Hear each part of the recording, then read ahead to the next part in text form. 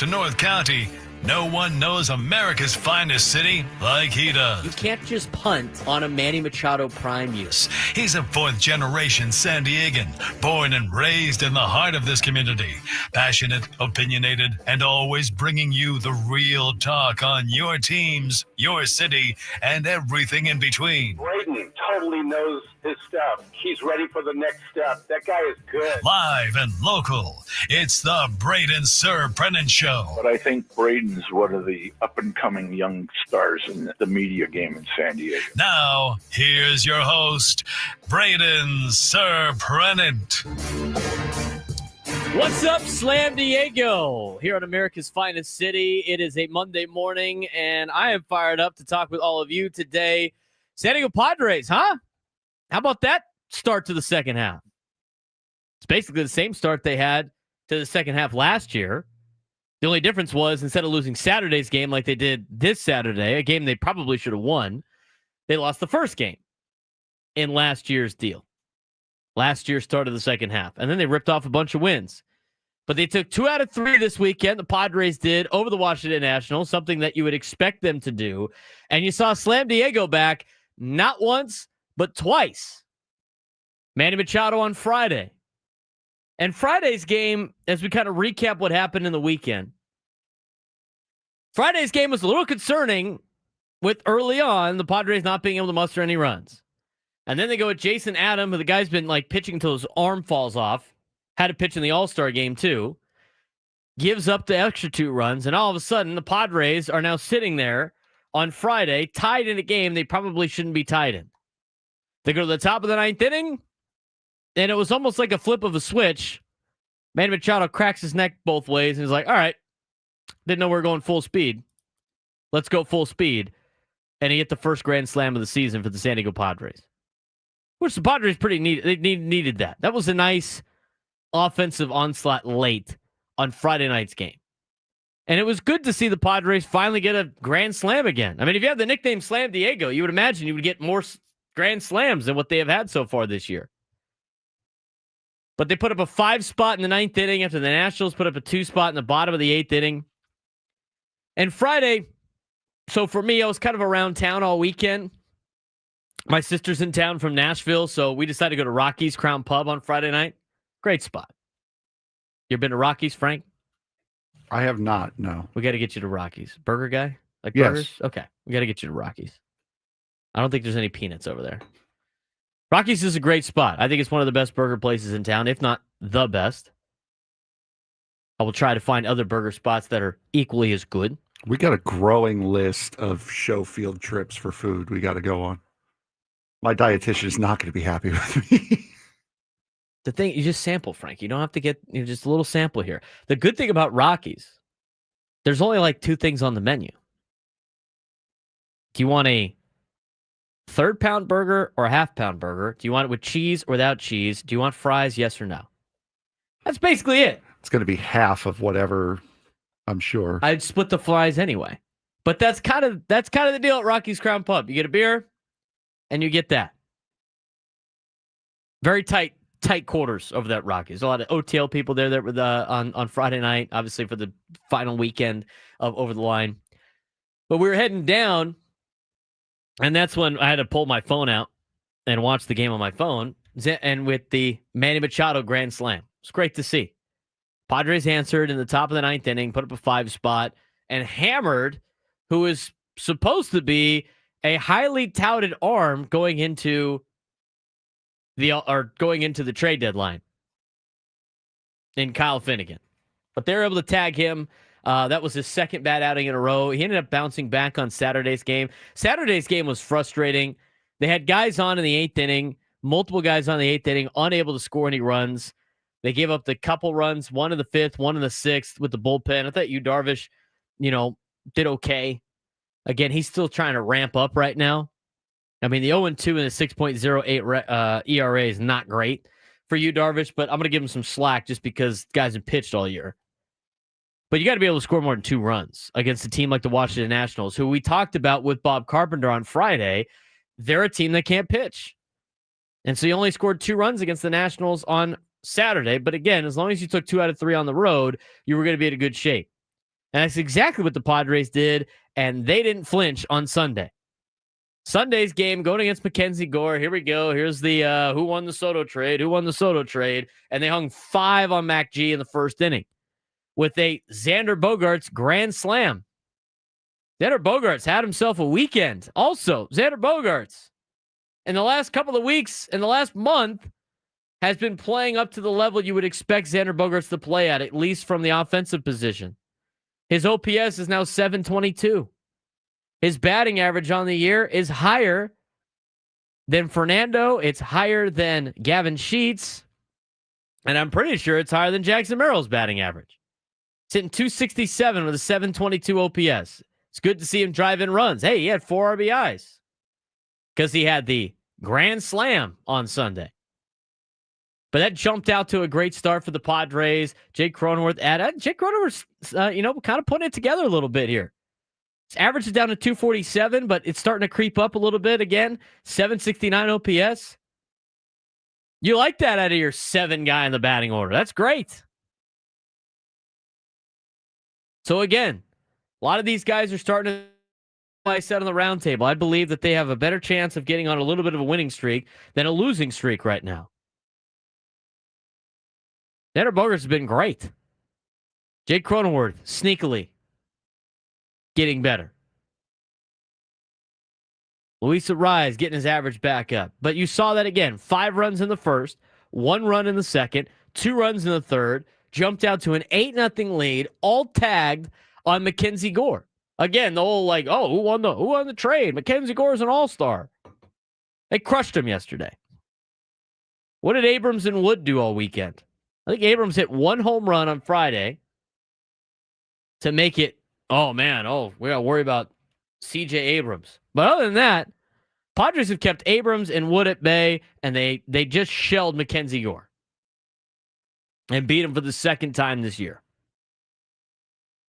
The Nationals are interesting. They're an interesting case study. I don't want to spend too much time on them. Obviously, the Padres get the Marlins today to start a 3-game series. Padres are better than Miami. They're flat out better than Miami, but they never do well down in Miami, so it could be a frustrating week, Padres fans, watching them play the Marlins. There might be a lot of games that are close.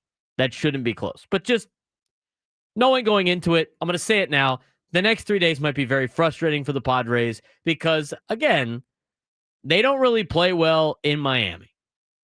I'm saying it now, Frank. I'm just putting it out there now, so when they struggle, I already know what the phone calls are going to be. Oh, my God. Oh, my God. Oh, my God. But that's the case. So just be prepared. But for all the doomers out there and all the haters out there about the San Diego Padres and, where they're playing, and yes, they got to upgrade this spot, and yes, they got to upgrade that spot, some of those things are true. Despite their catchers not really doing anything offensively. Although it was great.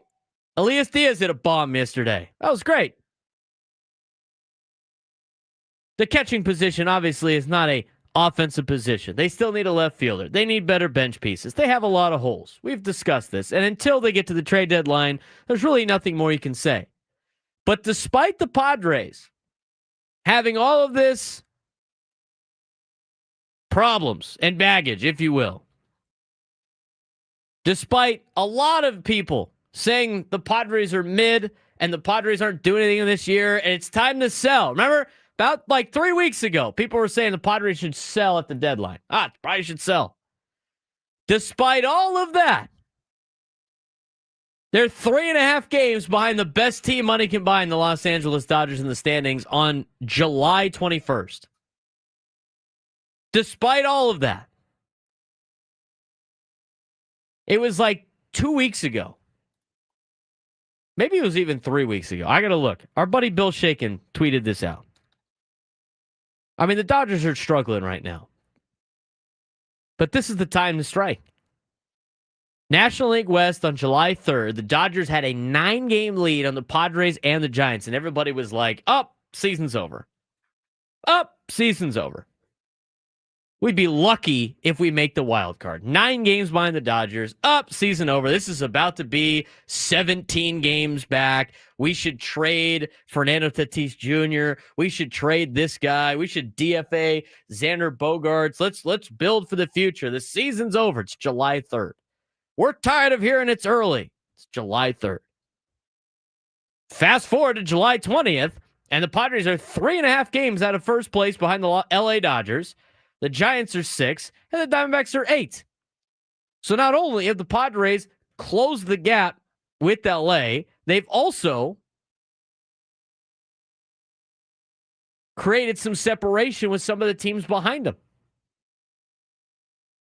This is why I've said the entire year, you can't overreact to everyday wins and losses because you don't know what's going to happen over stretches. And this team is playing a lot better in this stretch. And you look at the way things are going, right? Arizona's decimated by injuries. They're probably going to sell at the deadline. They've been playing hot recently. San Francisco kind of playing, they're a little bit of smoke and mirrors. Their offense can't score any runs. Their pitching staff's pretty solid, but they got Bob Melvin back there running the bullpen. And I don't hate Bob Melvin as much as you guys do, but you know what? You all know how he runs a bullpen. It's hurt them in the past. LA can't even get a pitcher to stay on his feet for longer than a week and a half without blowing out an arm or doing something. And they're expected to get some arms back. But again, like I've mentioned before, you got to let the season play out. And until you get past the trade deadline, there's really nothing you can really bitch about. The team's 3.5 games behind LA. They're currently in a playoff spot. They got a 1.5 game lead. Cardinals are starting to come back to earth. They got swept over the weekend. Teams you're competing with. The Giants haven't looked very good. They got their ass handed to them by the Toronto Blue Jays over the weekend.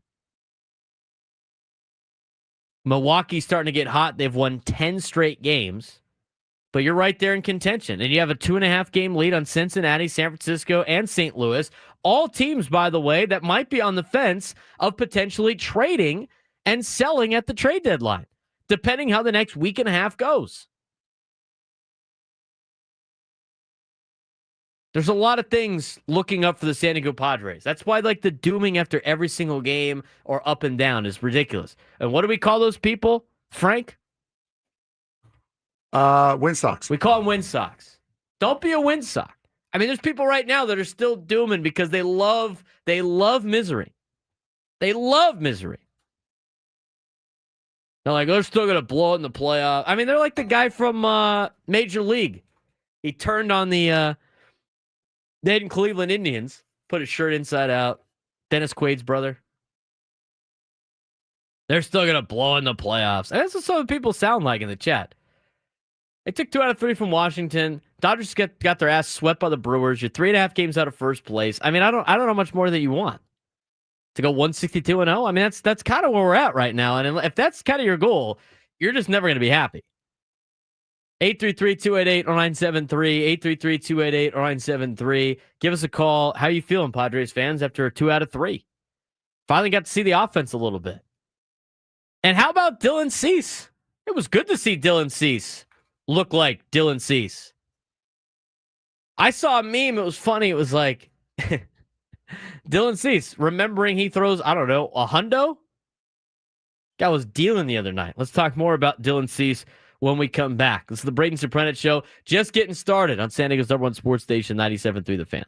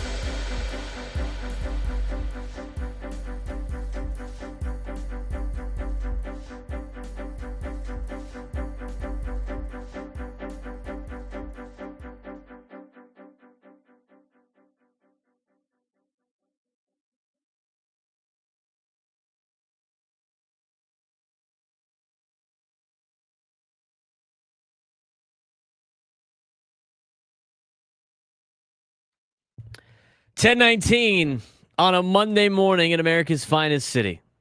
A little socked in today. I feel like we've had more cloudy days in July than we've had in June. Usually clears out though, so Yeah, it wouldn't needs to be burn too off. concerned. We got Perfect time to go to the beach right now. You don't have to worry about sunscreen until it's too late. In the morning, should didn't close our blinds today. It's great. You got one left that's unopened. I We open them up on this show. We like to see the beautiful day that is usually America's finest city. Now, we have to figure out who closes said blinds. You think it's the Padre guys? No. They're here at night. Why would they care? You never know. For the most part. For the most part. If that's the case, Sam would have closed. That'll close yours over the weekend. It's true. Morning show didn't close them. They're still there. Is it Scravy? Highly Dun, possible. dun, dun. Highly possible. Anyway. I had my liner sheet, then didn't do it. Okay. Tune in to the Manager's Report with Mike Schilt this Friday at 9 a.m. on Ben and Woods. Manager's Report is refreshed by EcoWater SoCal. Try alkaline water for just $9.95 a month. EcoWater SoCal, keeping it soft since 1925. Padres had a good weekend. It could have been a great weekend. They could be 2.5 games back, but they stumbled on Saturday against the Nationals. I don't want to spend too much time on that. I think they answered back nicely on Sunday. And we have some stats for you for the one person that said Xander Bogaerts has only had one, good weekend. I'll give you those in a second.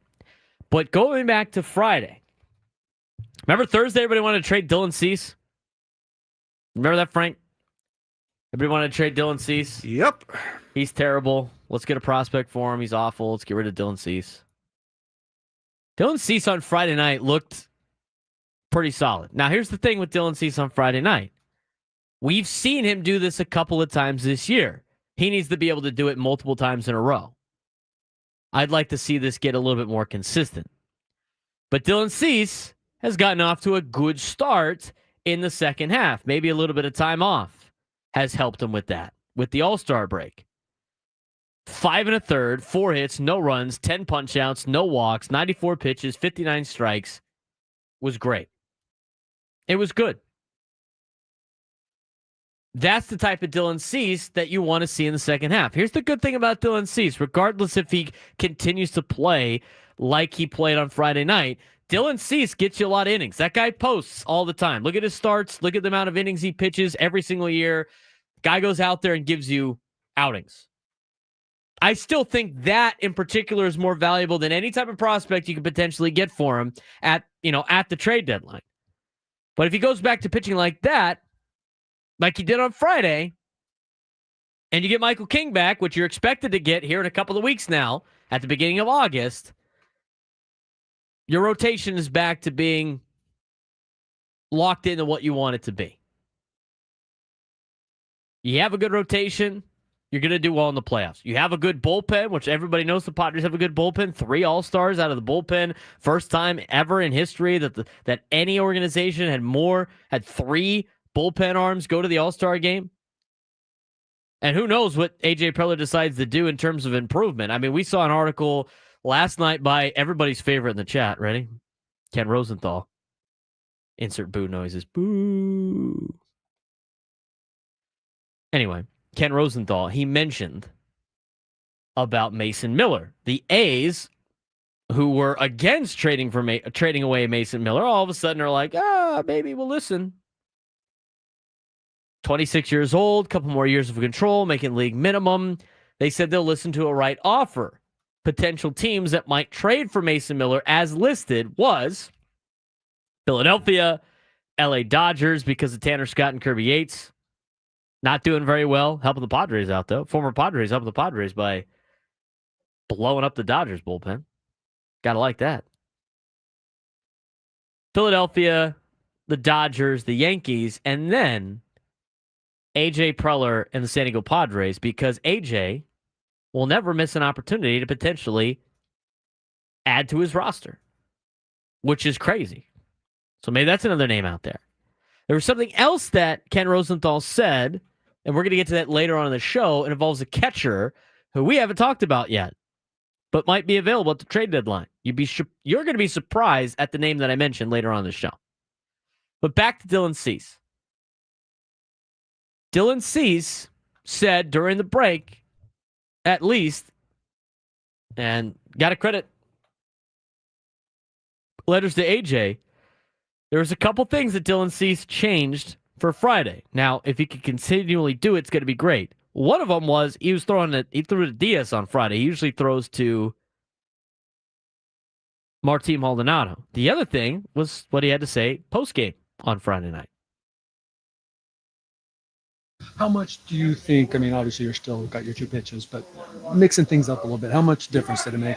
Yeah, it definitely makes a big difference. I mean, I knew where the ball was going today. That was the biggest difference. But when I know where the ball's going, I can mix other pitches in too, you know. Was that that is sort of dependent on you mixing in the other pitches? It still was a plan going in to mix those? Yeah, I mean, ideally, you know, it's just whether, you know, if I have those games where I'm not throwing strikes, and it's like you kind of just got to go to what you can rely on the most. And when you're executing, you can mix it up way better. Definitely waiting until like the 4th inning to introduce the curve. I mean, there's a little bit of like going through the lineup multiple times kind of thing, but I think for the most part, it's just attacking with maybe the best weapons first and then mixing. But I anticipate I'll probably mix a little earlier as the second half goes on. Yes. All right. Yeah. How did that work? Yeah, it was good. He called a great game, caught a great game. Honestly, you know, Martin also did as well. I just didn't pitch well, so it's you know, I got to give a lot of credit to Diaz and, you know, apologize to Martin. I wish I had thrown like that with him. It would be a different story, but no, it was a good win. Where were you when Manny hit the grand slam? I was in the training room. Yeah, I was pretty sick. What was your reaction? I think we just freaked out. We're like, when he's up there, it almost feels kind of inevitable. So you're just like sitting there waiting, and when he actually does it, it's just, you know, really cool. That was Dylan Cease on Friday night after his start. Kevin Acee kind of poured him into the corner with the Diaz versus Maldonado thing. And that shows you the respect that they have for Martin Maldonado. That was mentioned in Kevin Acee's newsletter today. I'm telling you guys, I've been saying it for the last couple of months. They value him dealing with the pitching staff. Every pitcher that we have talked to says it. Mike Schilt has said it multiple times. They all love Martin Maldonado. And Elias Diaz. They might add a catcher, it sounds like. But at the same time, they value Martin Maldonado a lot. I mean, even right there. You could hear the respect he's got for Martin Maldonado because he was embarrassed he didn't pitch well for him. Now, that probably doesn't want to throw his teammate under the bus either, that he pitched well with Diaz and hasn't pitched well with Maldonado for most of the year. But that being said, and we have the written script from the daily newsletter, I'd be shocked if Martin Maldonado isn't on the team post-deadline. I mean, he's going to be on the team. If he's not, it's because Preller went and got a bunch of catching help. I mean, think about that for a second. I mean, the pitching staff loves the catchers. And like I've said all season long, again, I don't necessarily agree with it, but this is what they're doing. They said we could stomach Martin Maldonado hitting 200. That means they don't really care what he does offensively. I'll get you some of these Bogaerts numbers later on. He's been on a tear for the last 50 games he has played. That's 50 games he has played. I mean, 50 games is a larger sample size. It's almost 200 plate appearances. We'll talk about that later on. But when we come back, a local kid, one of the many local kids on the Miami Marlins that you will see this week playing for Miami against the San Diego Padres. His name is Calvin Faucher. He's from Hilltop High School, went on to play at UC Irvine. He's been a great bullpen piece for the Marlins the last couple of years. He will join me next on the Braden Surprenant Show, San Diego's #1 sports station, 97 through the Fan.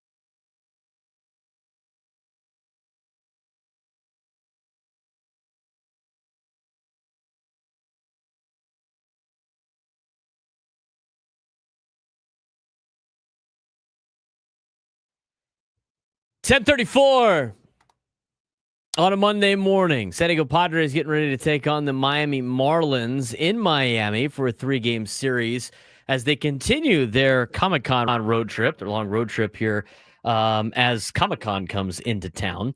And coming on right now is a San Diegan.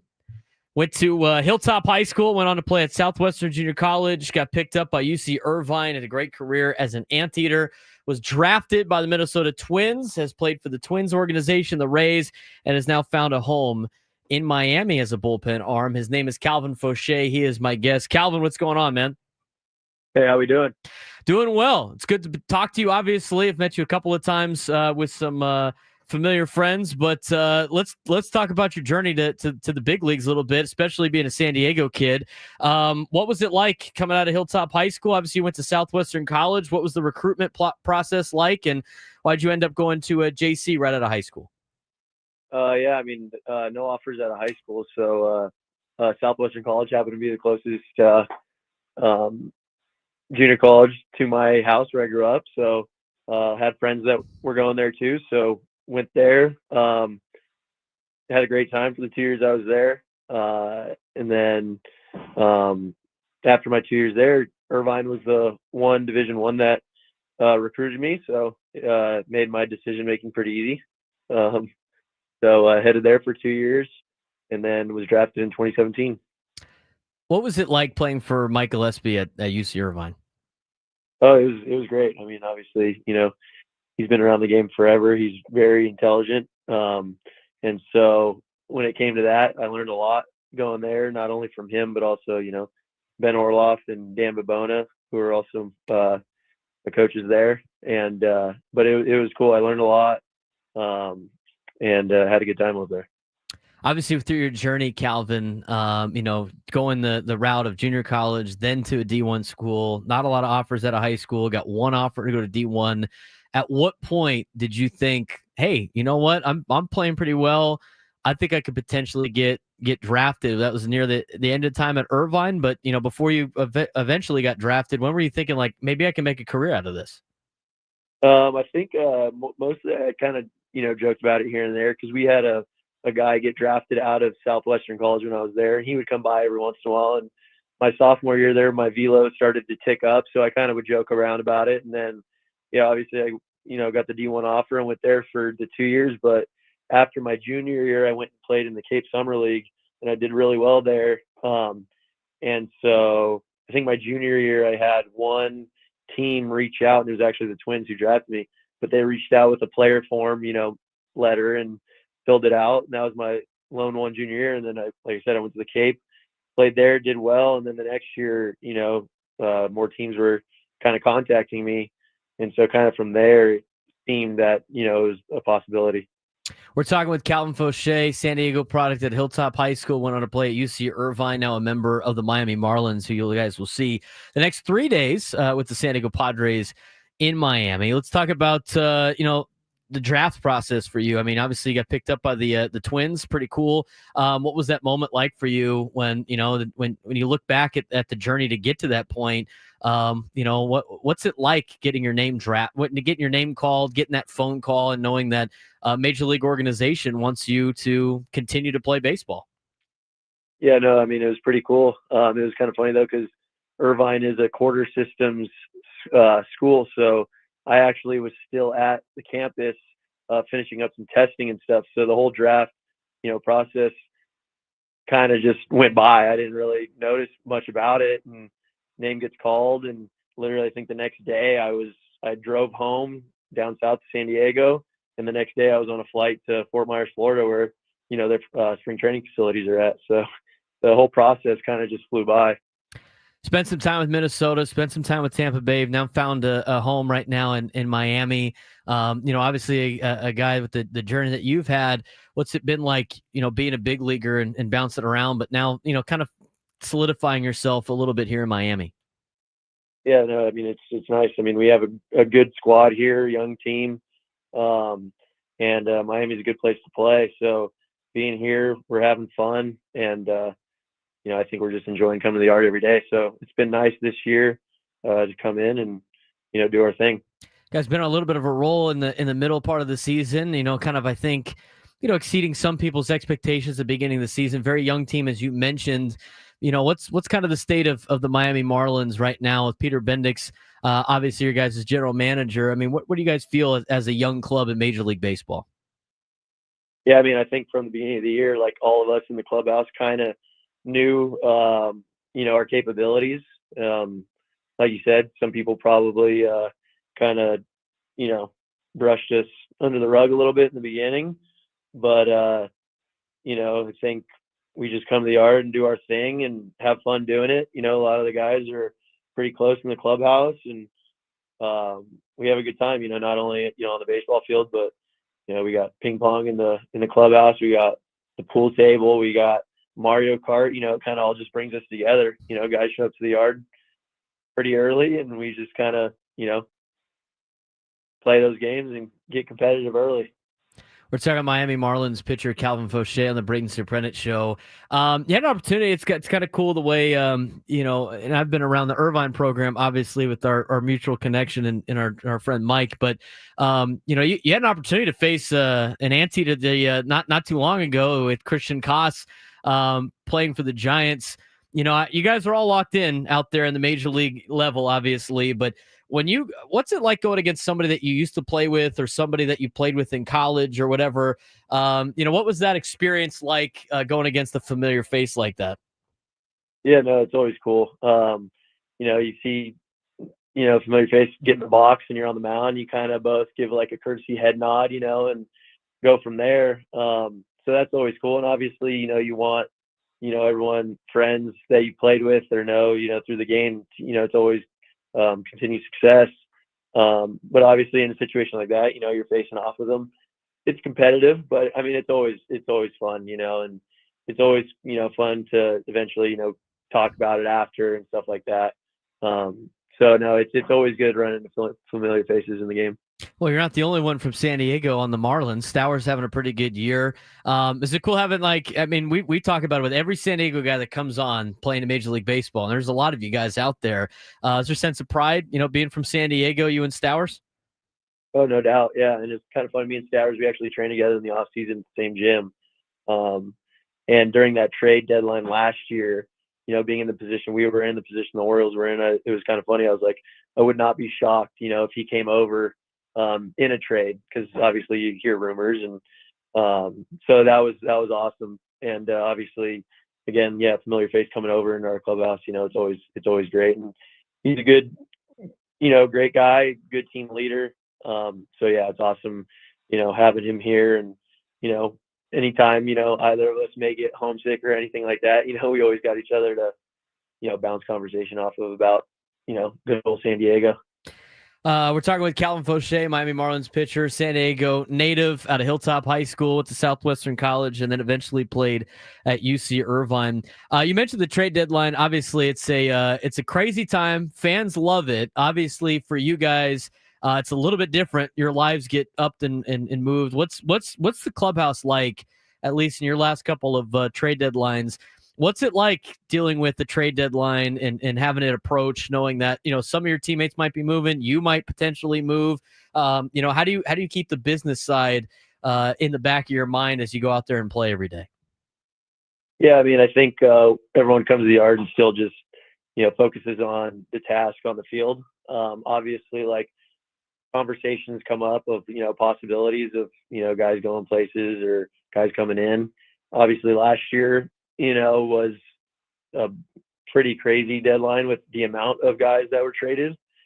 This year, I don't really see that happening, but who knows? And so, yeah, we just kind of come in and, focus where we, can, and let everything else kind of fall into place.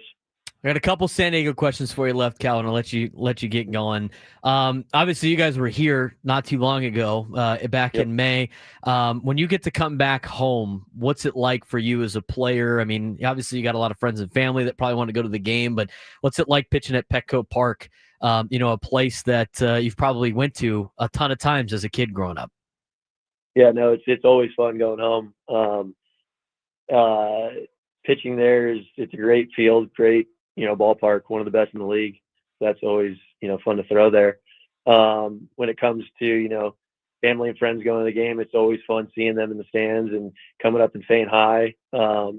Definitely, maybe, another stressor where it's like, there's people there that you need to say hi to, and family, that,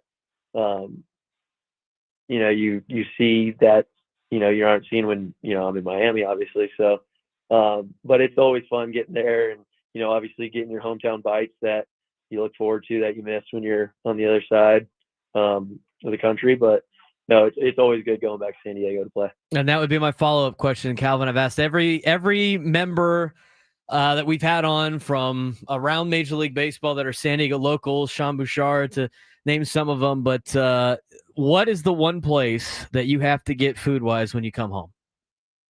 The one place I have to go to, you probably are familiar with it. There used to be a spot right next to the ballpark called Lolita's Taco Shop. There's one down in Chula Vista off Telegraph Canyon. And I have to go there and get a nice 2-in-1 burrito, which is, the carne asada burrito with 2 rolled tacos in it and a couple cheeses. And George, who works there, he hooks it up. So it's always a spot I got to go to for sure. That's great, Calvin. I'm sure you debate with Stowers where the best Mexican food places over there in the Miami clubhouse. Well, it was a pleasure talking to you. Enjoy the week, obviously going against your hometown club. A lot of San Diegans obviously will be tuned in for this week, and look forward to talking to you again. I appreciate it. Yeah, thanks for having me on. It was awesome. Calvin Faucher, Miami Marlins pitcher, joining us today on the Braden Surprenant Show, again out of Hilltop High School. Went on to play at Southwestern Junior College and then went to UC Irvine, set himself a great major league career, and hopefully the best. Hopefully we don't see too much of Calvin this week. Calvin's usually more of a high leverage guy for the Miami Marlins, so hopefully the games are not close, and we don't have to worry about Calvin too much. But Lolitas, I feel like the vibe from most of the San Diego kids that are playing Major League Baseball, it's I got to get Mexican food when I come back. That seems to be the deal more times than not. But that's what it was when I used to come back from college, especially places that have In-N-Out. Like they're traveling all over the place. I'm sure they have places where they can get In-N-Out, but the Mexican food, unless you're coming to San Diego, it's not going to be the same. It's not going to be the same. So we appreciate Calvin for joining us today. South Bay kid. A lot of San Diego guys on the Marlins, Frank. Stowers and so I saw and Faucher. Yeah. We had a lot to choose from. We did. We had a couple, but you were right on it to get Faucher on the show, and very, very happy we did. I didn't want to mention this. I could have, but I've hung out with Calvin a couple of times, and I tell you what, he's closed out games for the Marlins. But you know what? We needed him to close out in Flip Cup one time. And the guy could not. It was not the same. I mean, stadium pulse was a lot higher at the Flip Cup game for my buddy's girlfriend's birthday party. Come on, that was a too high level for him. Apparently, he could go out there and pitch and shut a game down in Major League Baseball, but the Flip Cup at the end just. So what you're saying is Flip Cup is easier than Major League Baseball. That's what you're telling us. No, I'm saying Major League Baseball is easier than Flip Cup, apparently. That's what I just said. No, you said Flip Cup was easier than. Whatever. I know what you're trying to say. Whatever. Yes, I know what you're trying to say. Sushi Sam was there. He saw. Got dunked on. It was not great. Not great. I actually might have. I was trying to think back. He said he graduated. I got drafted at 18. Spent 2 years at UC Irvine. My first semester at Southwestern might have been his last. I think so. We might have crossed paths at Southwestern. Yeah, I like having the local guys on. We're trying to get now. The Cardinals don't have a lot of local products on. They have some Southern California kids. Try to get Palante on this week. If not, maybe we'll get him back when they come out here not too long ago. 833-288-0973, 833-288-0973. Let's get out to Eric in Chula Vista. Eric, you're on the Braden Surprenant Show. What's going on? Hey, guys. How y'all doing? Thanks for taking the call. Enjoy listening when I get a chance. Hey, I just wanted to comment on a couple of things. I think recency bias is real, and the Padres recently have shown a small progression in their offense, but I still think that they're the most deceiving offense in all of baseball, especially with the guys we have in the batting lineup. And then secondly, by the way, I'm a huge Padres fan. Secondly, the team up north, for them to sustain this lead that they've had the last 2 or 3 years, that's hard to do. And I think the Padres have shown a lot of resiliency and stamina. And like you said earlier in your show, 3.5 games out, towards the end of July, I think it's very promising, and I can't wait to see how this ends. Thanks for taking the call. Eric, appreciate it, man. I mean, that he's not wrong. The offense is kind of hanging on right now by a couple of threads. And here's the question. Now, here's the question that's popped up in the daily newsletter a couple of times. We have seen the bright spots of the Padres offense. And the question is, is this the beginning of what we think this offense can be? Can they consistently do it on a daily basis? That's the big question. I do want to mention, too. Because somebody was like, Xander Bogaerts hate. They're just going to be haters. Well, so he got hot for a weekend. Xander Bogaerts in his last 67 games. Last 67 games is hitting 278 with a 740 OPS. That's his last 67 games. The Padres have, played 99 games? They're playing like game 100 today, if I'm not mistaken. Something close to that. 67 games he's played at the level that you're expecting him to play at. Do you want to go even more recent? Just go back to the entire month of June. In his last 41 games, he's hitting 301 with an 800 OPS. Guy's finally starting to tick a little bit here. It's great to see. You need that if you're the Padres. You're going to need that kind of production. I think Jake Cronenworth's starting to turn it around a little bit. I think he is, steadily been able to produce. I like the way he did everything yesterday. Be nice to see him continually improve. I think you're starting to see this offense a little bit more. But it's gonna be an interesting task this week at Miami, because like the Marlins, the Padres never do well in Miami. They'll take 2 out of 3 and everything like that, but it's always frustrating games down there. So hopefully the Padres can take care of business. But I'm just putting the warning shot out now. Don't be upset if some of these games are tight against Miami. Or if they blow a lead late. I mean, it's just weird things happen down in Miami. Padres never play well in Miami. Just expect that going in. 833-288-0973. 833-288-0973. New York Mike, you're on the Braden Surprenant Show. What's going on, Mike? Hey, guys. Hey, I just wanted to reach out and give my regards to an old friend of mine, an ex-Major League Baseball player, Jeff Pittenger, just passed away. He was drafted by the Mets. He's from Jersey City, where I was born in New Jersey, and he unfortunately passed away, 63 years old yesterday, and a great guy, and just sad to see. R.I.P. Jeff Pittenger. Well, Mike, I appreciate the phone call, man. I can hear you, upset in the background, and it's never great to lose a friend, and obviously, being a sports show, and there's a lot of athletes that, it happens, right? And so I'm glad you were able to pass that along to us, and appreciate the phone call, Mike. 833-288-0973, 833-288-0973.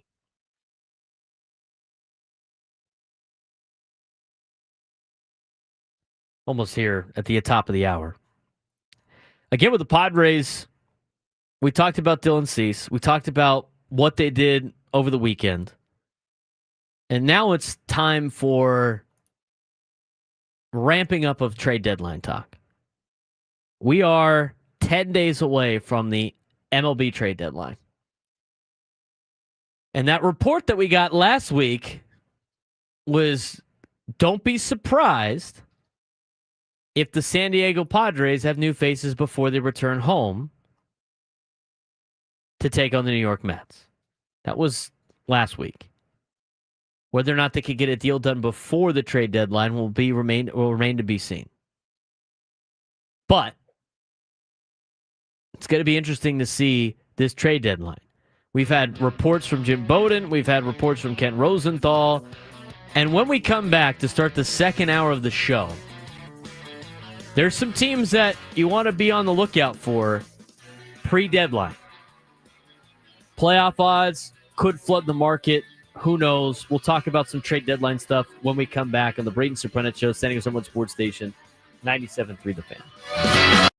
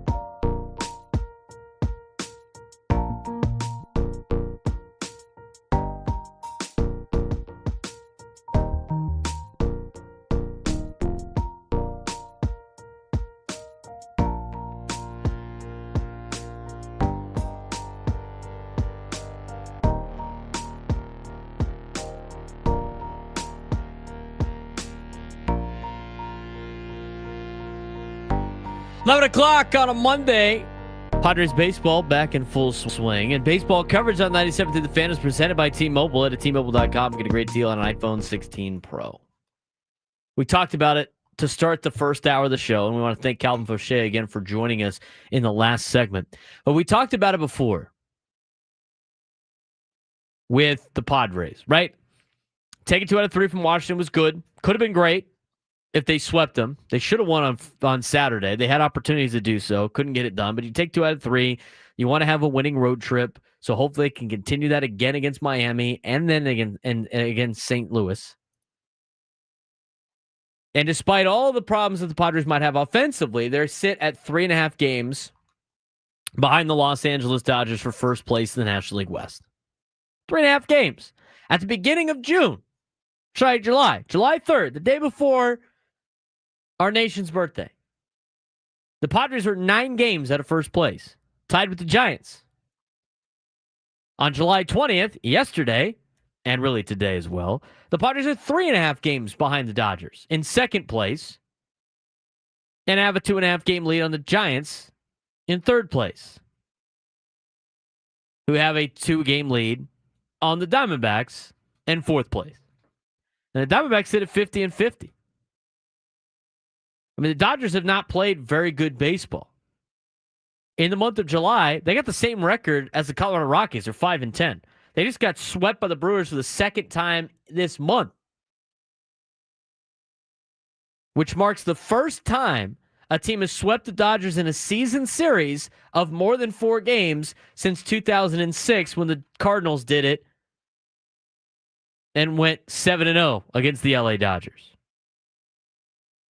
You're starting to play some good baseball at the right time. I mentioned this when we talked about our second half preview. I said the Padres would make a push for the division. That would be my guess. I think the Padres are going to put the pressure on because the thing is, when you're the Dodgers, and in the last 10, 11, 12, however many years they've won the division in a row, with the exception of the one year the Giants did it, they have jumped out to gigantic leads and have never been pushed. They could just cruise. And when you're playing a sport like baseball, the more relaxed you are, the better you're going to play. And we've seen that out of LA in the last 10, 12 years, whatever it's been. The one year that they didn't win the division, they had added pressure because the Giants were on their ass the whole time. That's the type of pressure the Padres can bring to the Dodgers by being within striking distance. Being under 5 games behind the team is within striking distance. And the Padres are putting the pressure on. Because the Dodgers will start to slip a little bit, and they'll start noticing the standings that they don't have a big lead like they used to. And we'll see what they do. They got Minnesota this week. Minnesota's not great. Milwaukee's on a 10-game winning streak that just went in there and swept LA. 7 of those games, or 6 of them. I think it's 6 of them. So we'll see how they play out. But again, as I mentioned before, despite everything that has been a problem for the San Diego Padres, they sit 3.5 games behind the leader. That's playable. That puts the pressure on. They do have to make a couple of moves at the deadline. Now, here's the other thing. Everybody knows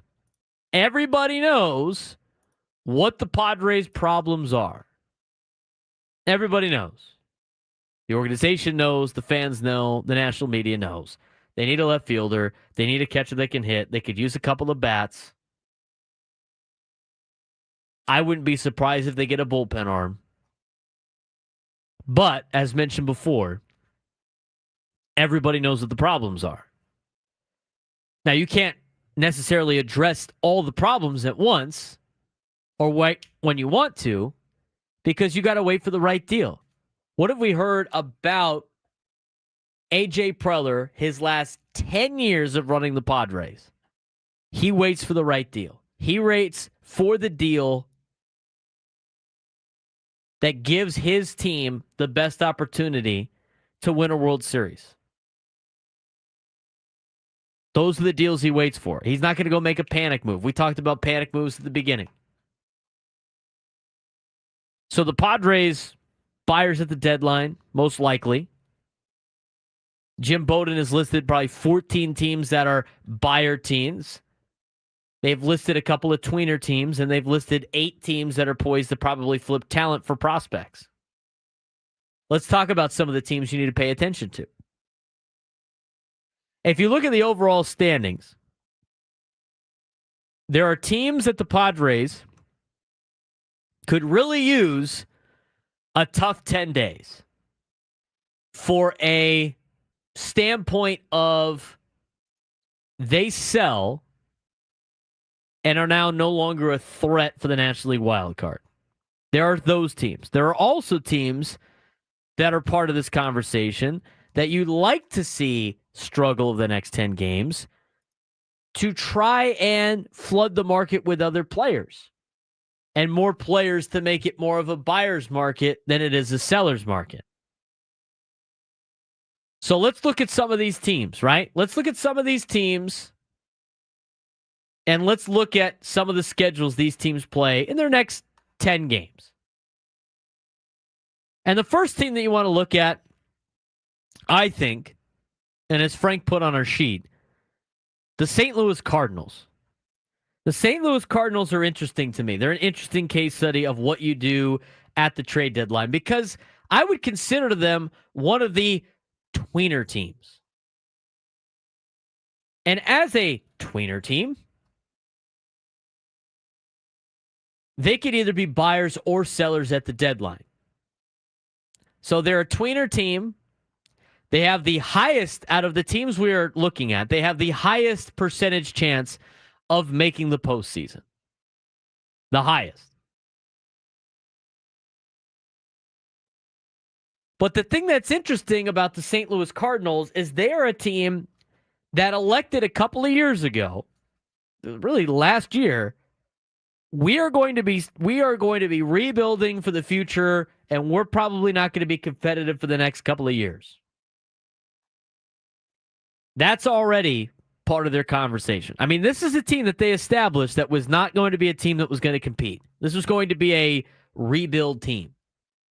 They tried to find a trade partner for Nolan Arenado all offseason and couldn't find one. They were willing to part ways with him during the offseason. Again, to work on their rebuild. But let's look at the next 10 games for the Cardinals. Now, they just got swept in Arizona, which is good news for the Padres. Because now the Cardinals sit 3.5 games behind the Padres in the National League wild card. But if you look at the next 10 days, who the Cardinals are playing, they got 3 in Colorado, and who knows how that goes. If they lose 2 out of 3 to the Rockies, they might be selling a little bit early. But they got 3 in Colorado, then they go back to St. Louis, they take on the Padres for 4, and then they got Miami for 3. The Padres could give a devastating blow to the St. Louis Cardinals this weekend by taking 3 out of 4 against St. Louis in St. Louis and basically forcing their hand to sell before they play the Miami Marlins. If the Padres have a rough weekend in St. Louis and all of a sudden give the Cardinals a little bit of strength, one, not only are the Cardinals going to be right there in striking distance for the National League wild card and a problem for the Padres, but they might talk their way into maybe being buyers at the deadline. So another team to compete with the wild card and another team to compete with players in which you would like to go acquire. You really hope the Cardinals don't do well in Colorado. Hopefully the 3 games they lost in Arizona starts a losing streak for the Cardinals. They're 3-7 in their last 10 games. Before the All-Star break, they were able to beat the Nationals 2 out of 3, but then lost 2 out of 3 to the Atlanta Braves after losing 2 out of 3 to the Cubs, after losing 2 out of 3 to the Pirates. So they've kind of been limping their way the last couple of weeks. We'll see how they do against Colorado coming up tonight. That's team number 1. Team number 2, the Arizona Diamondbacks. Now, we're going to talk about the Diamondbacks in a second because Ken Rosenthal had an article yesterday. Everybody boos. Boo. Well, hey, Ken Rosenthal.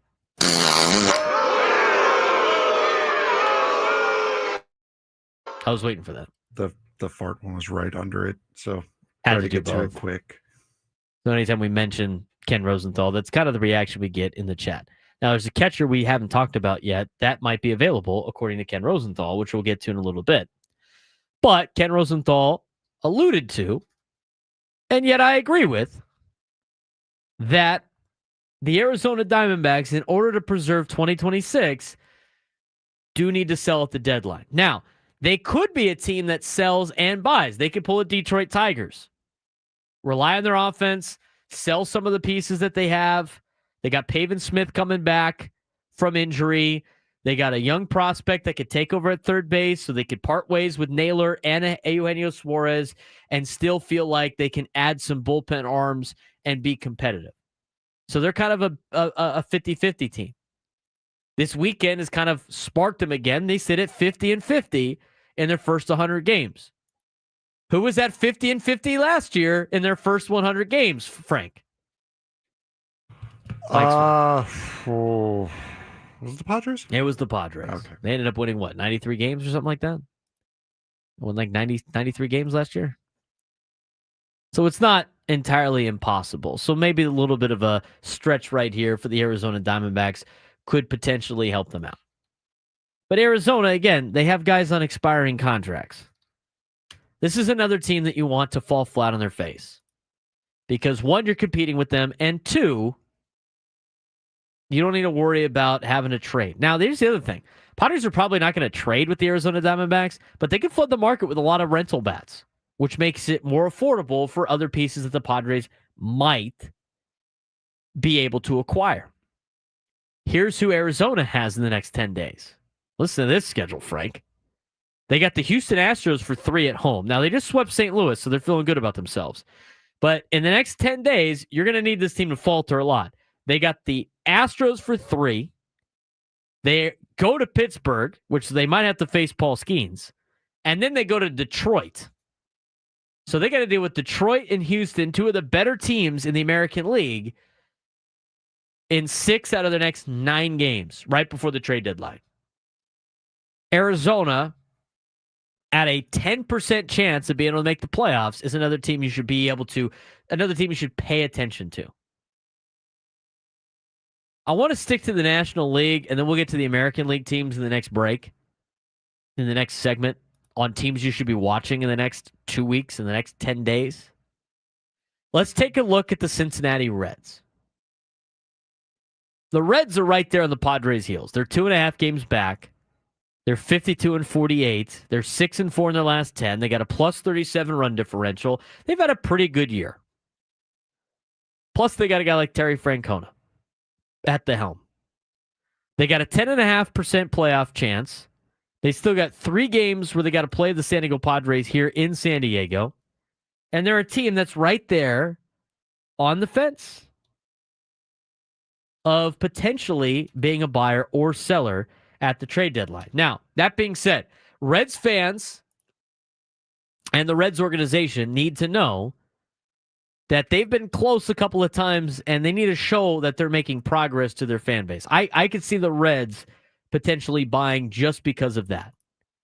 But the next 10 days for Cincinnati is going to be very large in the trade deadline. Now, here's who the Cincinnati Reds have to play in the next 10 days. They got 3 in Washington, who the Padres just took 2 out of 3 from. And we saw that Washington ball club. They are kind of a circus. That's a team that should probably handle. They just took 2 out of 3 from the New York Mets, which is promising for Cincinnati. And they've been on a little bit of a tear. Now, they took 2 out of 3 or they split with Miami. They took 2 out of 3 from Colorado before the All-Star break. They just took 2 out of 3 from the Mets.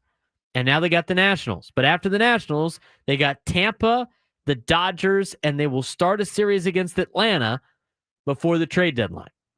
You need the Reds to lose. That's kind of a win-win for the Padres and the Reds-Dodgers next week. Because those teams losing either way kind of helps the Padres. But those are the National League teams. Again, Padres have a 2.5 game lead on Cincinnati. What's the American League teams you have to watch pre-deadline? We'll talk about them when we come back on the Braden Surprenant Show, San Diego Sports Station 97 through the Fan.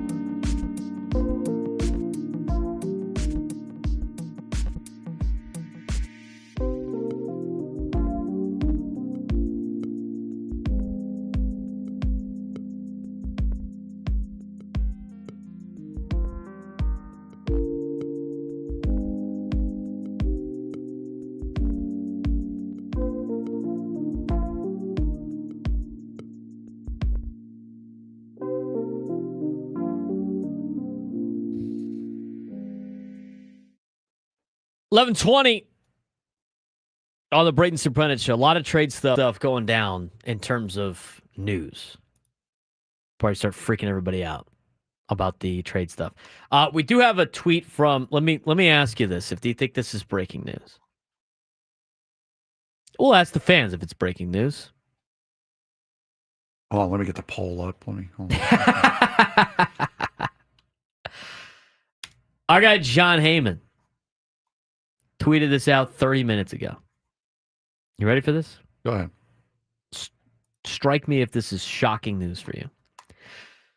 Padres, with 3 all-star relievers, are even looking for a reliever, period. Also considering a bat, in quotations. Left field, possibly catcher, end quotations. And a starter, period. Always aggressive, exclamation point.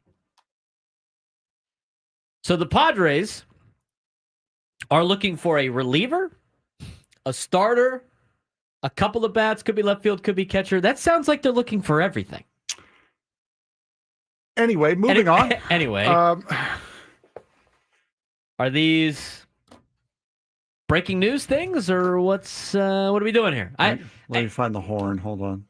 I know there's a breaking news horn. I know one of these. We have pages has a breaking news horn. Breaking news on the fan. Killing a bit, Frank. I gotta find it. We gotta add it to our page. I know. This is the first time we've needed it. All right. Well, Frank's looking for the breaking news thing. Is this anything that we haven't already known? Go Aztecs. Got it. For horn. Got it. And This is breaking news from 97.3 The Fan. all right. Padres, with 3 all-star relievers, are even looking for a reliever, period. Also considering a bat, left field, possibly catcher, and a starter, period. Always aggressive, exclamation point. Yes, we knew this was the case. Is this breaking news, Frank? Did you not hear the breaking news? You know what? Then it is. Then I think he does think it is. My gosh. People in the chat want to foul on you. I say no. You know what?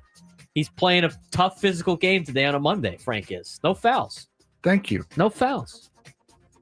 He did threaten a lot of fouls, though, by the way, for the Xander slander. Like I said, if a Xander Bogaerts call comes in that does not start with an apology, foul. This will be the easiest way to get our Eric Hosmer cameo.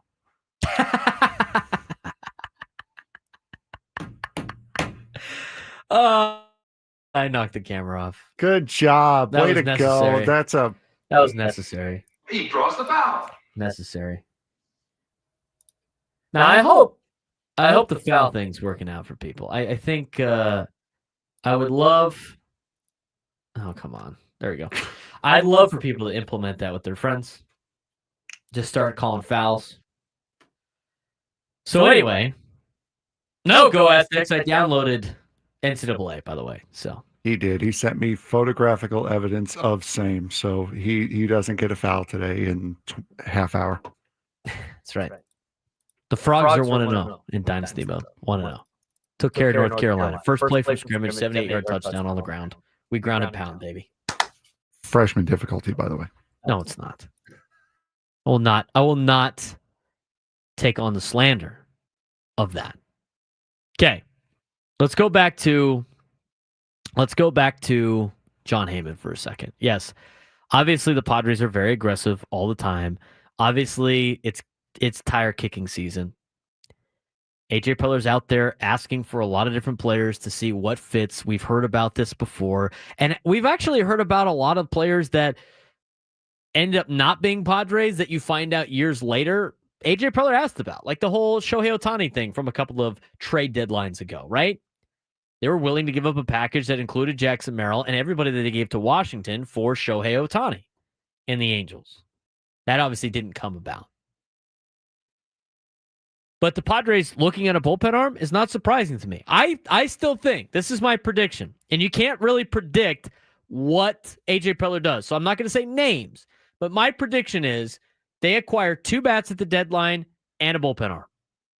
I know they're looking for a starter. There's not a lot of starters out there, but I think they're looking for 2 bats, and I think they get a bullpen arm. Now, whether or not they trade one of said bats, it sounds like the Padres are getting interest from other teams on Jake Cronenworth. It sounds like, obviously I think a lot of people have mentioned the idea of trading away Robert Suarez. I think that's part of the plans as well, potentially.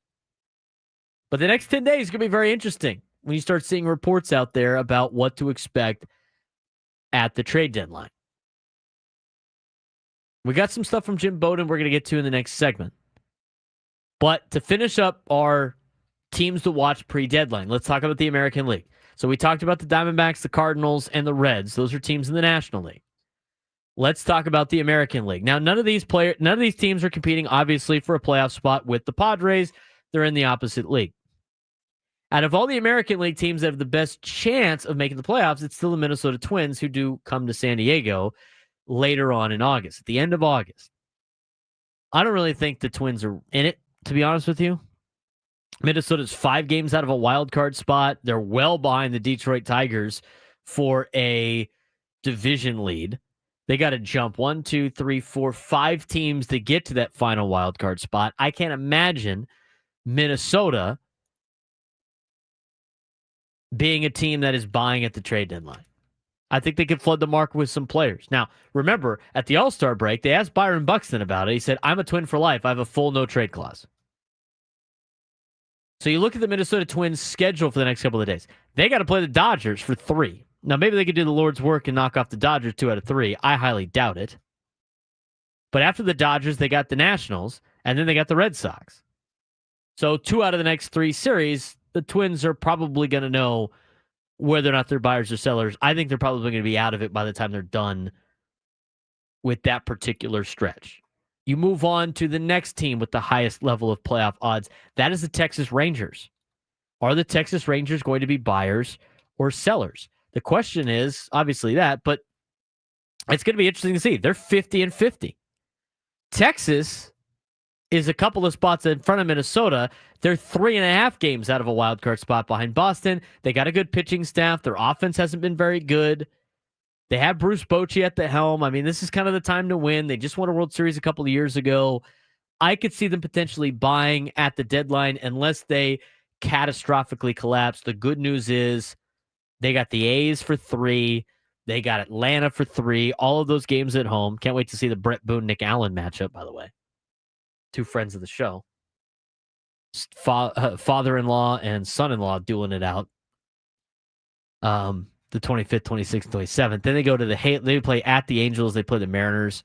I think Texas is going to be in a spot where they're going to be able to be a buyer at the deadline. Kansas City Royals, 12.2% playoff odds. This one's interesting to me because they're behind Minnesota. They're 5.5 games back, and Seth Lugo could potentially be available.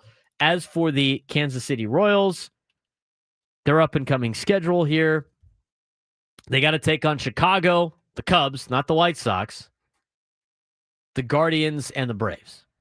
Breaking news with the Royals today, too. What do we got? Rich Hill called up. Oh, God. He is back. He's back, baby. Rich Hill at it again. Rich Hill's still around. Trying to do his best Marshawn Lynch impersonation. Just getting picked up midway through the year. I still think they sell. I don't think Rich Hill's they can't wait for Rich Hill to be dealt at the deadline. He's going to go out there, shove one time. Rich Hill back in a Padres uniform? Give me a foul. It's a waste. He draws the foul. That was worth it. Guardians at 10.4%. They got a lot of bullpen arms you could use. The Baltimore Orioles, I think, are going to be sellers, but there's a name that Baltimore might have available. I've teased it long enough. And when we come back, we'll talk about that name as well as MLB trade deadline needs, targets, and rumors as laid out by Jim Bowden today. That comes up next on the Braden Surprenant Show, San Diego's #1 sports station, 97.3 The Fan.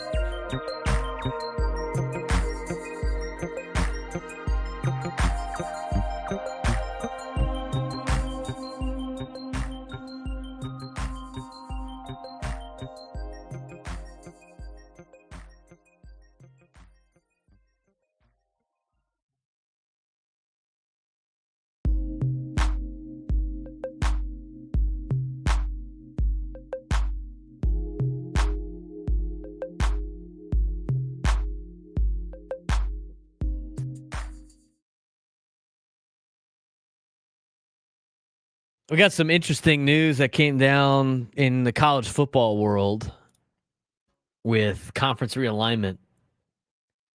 A certain school, that's a group of 6 school, that has been linked to the Pac-12, is trying to buy their way into the Big 12. We're going to talk about that in the next hour at some point. Very interesting. Very interesting. You'll spend $200 million to try to buy your way into a conference? We'll see about that. 833-288-0973, 833-288-0973. I'm Braden Surprenant. He's Frank Marchese. This is the Braden Surprenant Show. If you haven't done so already, if you're watching on YouTube, give us a like on the YouTube page. We greatly appreciate it. Got good numbers today. Appreciate all of you guys making our day a part of yours. And below, for all of you that are on there, I got to say, we're trying to improve our subscriptions for the Braden Surprenant Show page. So if you look in the description below, I'm pointing down at it. If you look at the description below, click on the first link, youtube.com/@B_SURP, @BSURP. Subscribe to our YouTube video. Subscribe. Get the subscriptions out there. We're trying to push it a lot. Okay, we want to get up to 500 before the end of the baseball season on my page. We're trying to get the fan close to 10,000 subscribers. Helps us out. Plus, it makes it easier for you guys to find our videos, to find our content. So, below are all of the links to our social media handles, to our social media accounts on X, on Instagram, on TikTok. You could sub to all of them, like us, follow us, everything you need to do on those. Be sure to follow us, subscribe, like, whatever it may be, wherever you get your podcasts. Help grow our online listening that we want to do as well. Because all these shows you can listen to. We got the link to the Spotify page. Add us to it. Subscribe to our podcast form as well. I see our guy DSG in the chat. I want to thank DSG for our new shirts. They came in today. Divine Sports Gospel. Nice. Some VAR. Fives above replacement. We'll be sending our jersey swap shirts for the Braden Surprenant Show to DSG. But we appreciate the new shirts. So, DSG, let your friends know to listen to us because we'll do the jersey swap. But we got them. Thank you very much. All right. So, without further ado, let's talk a little bit more as we have a little bit of time about some things that we saw over the weekend, kind of trade rumors. I have some of these big picture takes, questions that we could get to. I think we'll have more time to do it later. But there was a couple of things that our friend, Ken Rosenthal, put out. Boo, Ken Rosenthal, boo. There it is.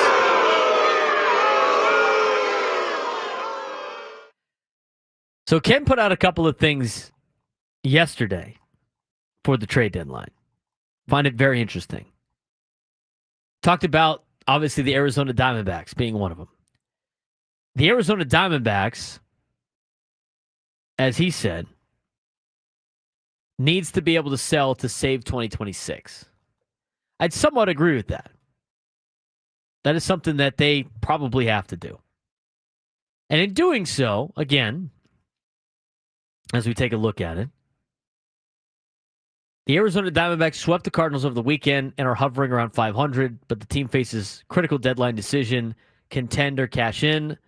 4 of their top veterans, Eugenio Suarez, Josh Naylor, Zach Gallen, and Merrill Kelly, are on expiring deals and could walk in free agency after 2025. With 3 key pitchers already out for most of 2026, losing those 4 could gut the roster. And just getting a draft pick back is probably not going to be enough for Arizona.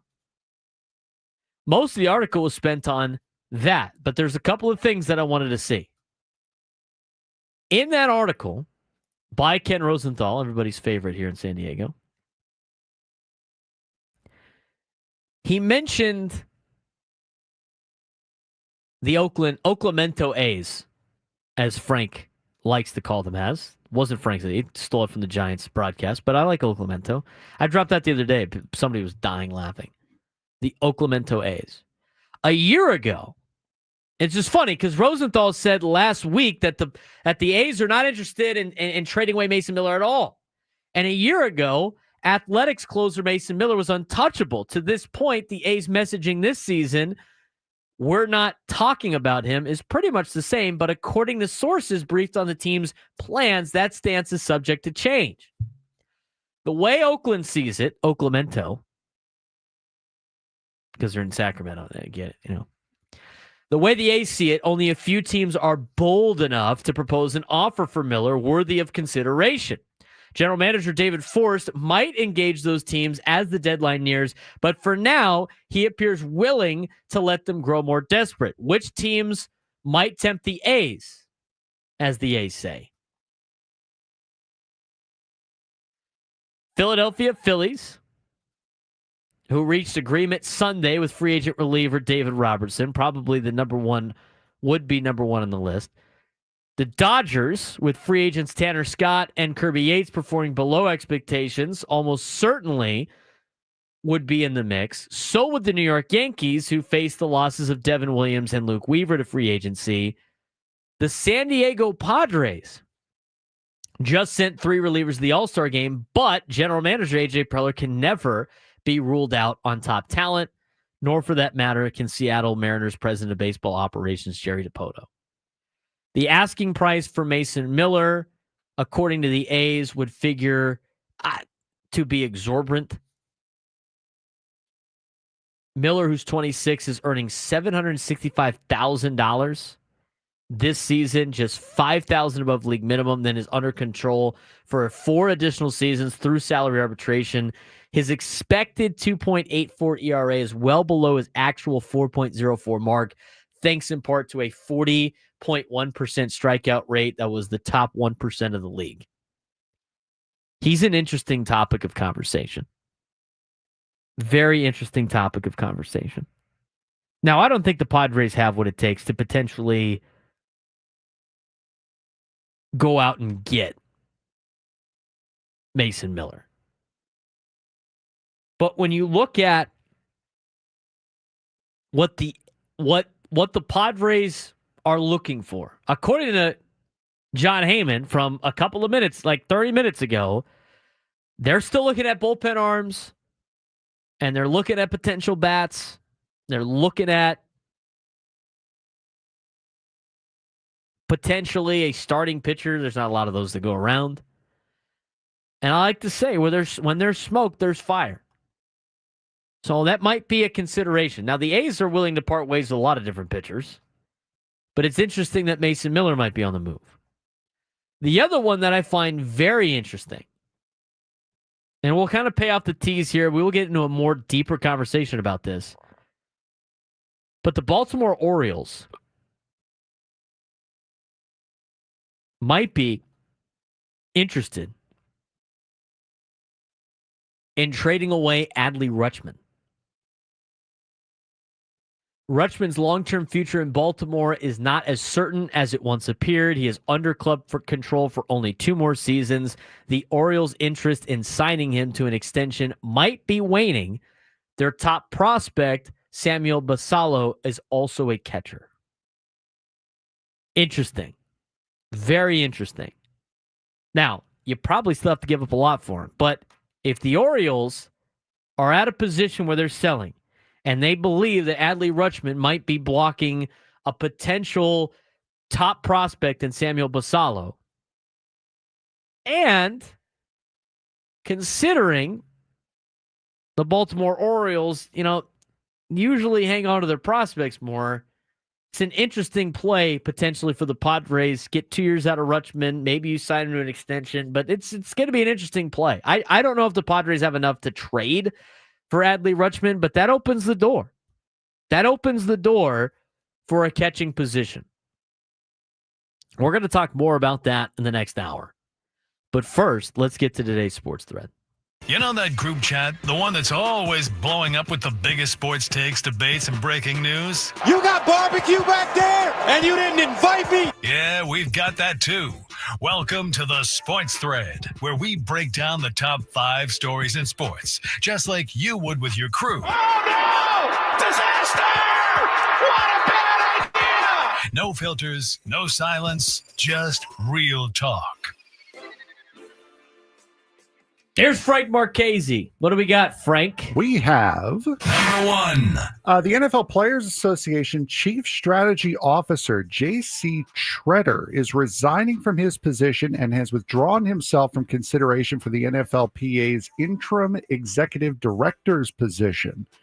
Over the last couple days, this quote, over the last couple of days, it's gotten very, very hard for my family, and that is something I can't deal with, Tretter told CBS Sports on Sunday.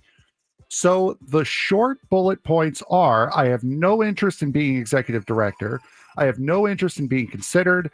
I've let the executive committee know that. I am going to leave the NFLPA in the coming days because I don't have anything left to give to the organization.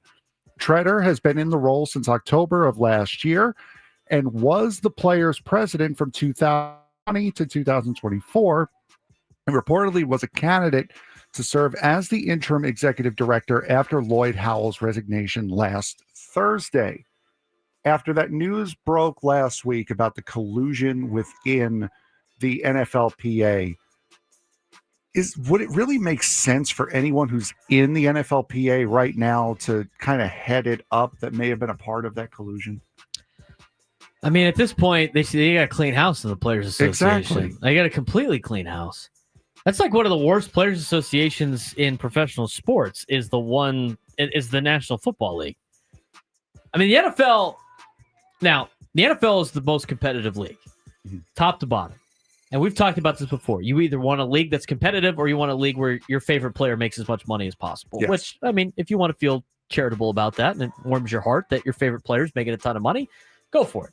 I'd rather have a really competitive league. Now, that being said, out of all the athletes, football players get the worst end of the bargain because their contracts are not guaranteed. They're not getting nearly as much money as what the owners are getting and the league is getting. I mean, it's the most popular league in all of sports, yet they got guys making, and it's still good money. But in comparison to the NBA and Major League Baseball, it's not great money. And again, at any point in time, you can just get cut to save money for the team.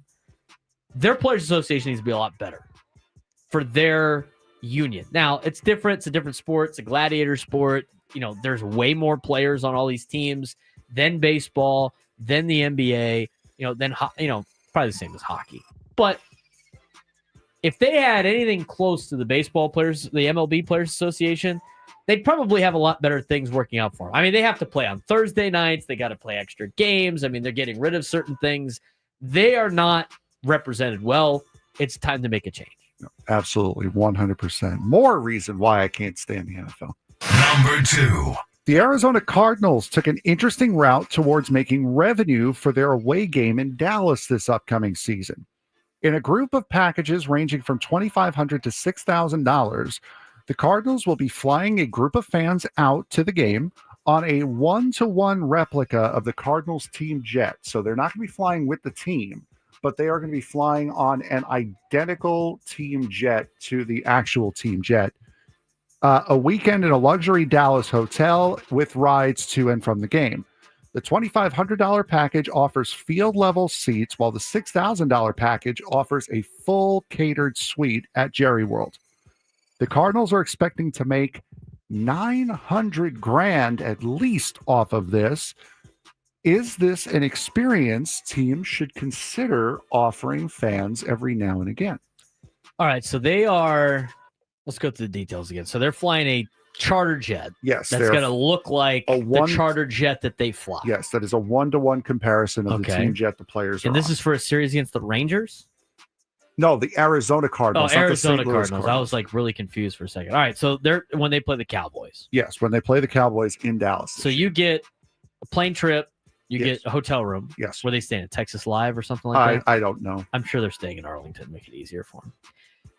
And then you get a suite at Jerry's World. The $6,000 package, which reportedly is already sold out. You get a suite at Jerry World.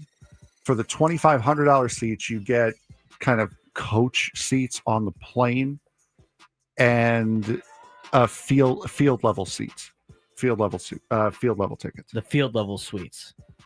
No, just field level seats, not the suites. Just field level seats. So you get field level seats. What's the suite? Who gets the suite? The $6,000 package, the VIP package. Oh, so the VIP gets you in the suite, and then if you get the regular one, Yeah, you get there's a field seats. There's 3 levels. I think it's 2,500, 4,500, and 6,000. So for $6,000, you get like everything taken care of. Yeah. Mm-hmm. How many days are you in Dallas or Arlington? I think for that weekend, so probably like Friday, Saturday, 3. Sunday? Yeah, probably a 3-day trip. It's not bad, honestly. I mean, that's interesting. I mean, the Padres did something like this with airfare, without airfare when they played the Yankees. They didn't give the like whole charter jet thing. Yeah. I know San Diego State did something like that with a charter jet for the Final Four. I think these are fun experiences. I think people like doing sports trips. Like I like doing sports trips. I usually book it myself to save a couple of bucks here and there. But honestly, if you have the money and you're going to go to the game and you can just keep everything all inclusive with the Cardinals or just let them plan everything for you for $6,000, I mean, that's pretty close to what you'd be paying anyway for a lot of these things. Like, why not? It's not a bad idea. I mean, I'm surprised more teams aren't trying to do this. And then you pick a place like Jerry's World, which is a big stadium that everybody wants to go see. You know, desirable locations, I think it'd be great. So it'd be even better when the San Diego gets a NFL team back. Everybody will do it for San Diego.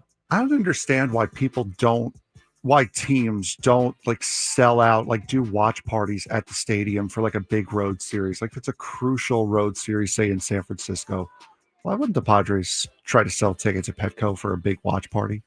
Like that to me just seems so easy to do, and it makes you more money. Yeah, it's probably like having to pay for like the cost of opening up the stadium and having other people. I mean, you don't have to fill it. You don't have to do the whole 45,000. You could just open it up to like 10. But still, it's probably they probably can't charge a lot for it, and then they have to worry about the cleanup crew, security. Like they have to.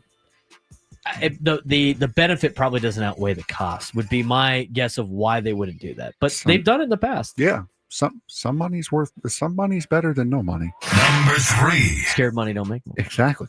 A discussion Saturday night between New York Yankees infielder Jazz Chisholm Jr. and Atlanta Braves assistant coach Eddie Perez has caught the eye of Major League Baseball.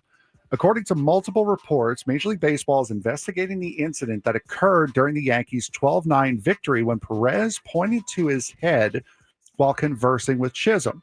Chisholm drew the ire of Perez, who was upset at the Yankees all-star, might have been relaying signs from second base to his teammate, to shortstop Anthony Volpe, which, let's be real, wasn't going to help him anyway, who was facing Braves relief pitcher Rafael Montero in the 6th inning. Volpe responded with a sac fly to the warning track after Chisholm might have tipped off his teammate that the fastball was on its way from Montero. Fair or foul for Chisholm to be doing that, and then for Eddie Perez to just give it back to him? What did Perez do again? He basically said, I saw you doing that, and we're not gonna accept it. Okay. I don't have a problem with either side, honestly. I mean, if it's part of the game, right? Exactly. They're not banging trash cans back there. So, like, if you don't like it, step off, balk, get them over to the next base. Like, there's ways to do it. Try not to tip your pitches. And as Frank said, it wasn't going to help Volpe anyway. Exactly. And it's foul on Frank for the shade at Volpe. No, he earned it. That kid's earned it. I love it. The next Derek Jeter. Yeah, right. That was on them, dude. That's a foul on the Yankees for doing that comparison. I have no problem with that either way. If they said something outlandish, then maybe, but that's part of the game. When we come back, we got some more rumors around the MLB trade deadline. 10 days to go before the trade deadline on July 31st as we continue in the lunchtime hour. Braden Surprenant Show.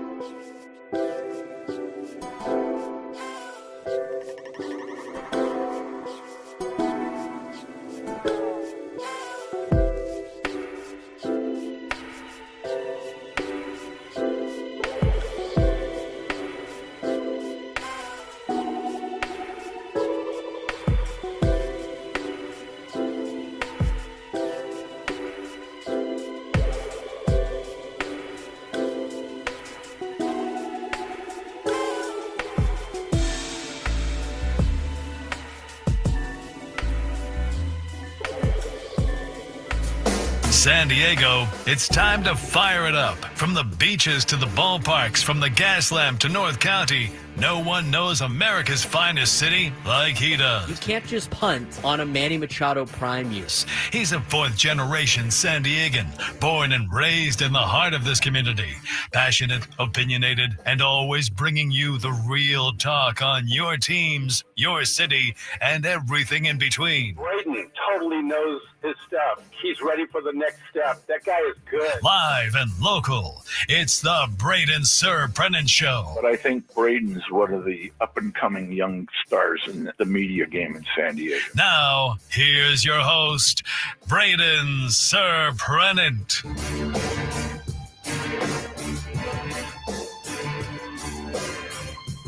What's up, San Diego? Braden Surprenant Show, 97.3 The Fan on San Diego's #1 sports station. It is our lunchtime hour, as presented by Craft Taco. Still waiting for the thing to load. This new lunchtime hour is brought to you by the Craft Taco. Both flavors at 2 locations, Serrano Valley and inside Balboa Park's Natural History Museum. We don't have to ask Frank anymore if he's been to Craft Taco, because he has. And you don't need to ask me if I've downloaded NCAA 26 anymore, because I have. So anyway, there's that. So I've started my, what's it called? Dynasty with TCU. Because you got to have one with your favorite team, and then you got to have the one where you build your way up. Right, Frank? Of course. It's the only way to play it. Yeah. Destroyed North Carolina so bad in the first game that I think that the regular ones, the regular games, the non-fantasy world game, maybe TCU is going to be a good spot. And for that game already, and Frank, I'd like to invite you over. Labor Day, Okay. keep it open. We're going to be off. Yes. Padre games before. TCU will kick off against North Carolina at 5. I'm going to be smoking a brisket that day. Atta boy, look at you. I'm sure I have cathedral football practice at some period in time. Usually Labor Day, it's in the morning. They sent me an email, so hopefully we are practicing in the morning. I'll let that thing smoke all day. I want to have it off right before the football game starts. Maybe I'll do some ribs too.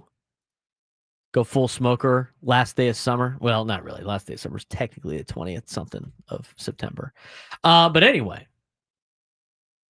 that's what we're doing on that day. So keep your calendar open there, Frank. Yeah, will do. I can't wait for college football. I'm playing the game more. I'm getting more excited for it too. I got the Phil Steele book, reading up on it a little bit. I got the digital copy now too, so I guess I can give you the login if you want to read up on it. Who do you think your rebuild team's going to be this year?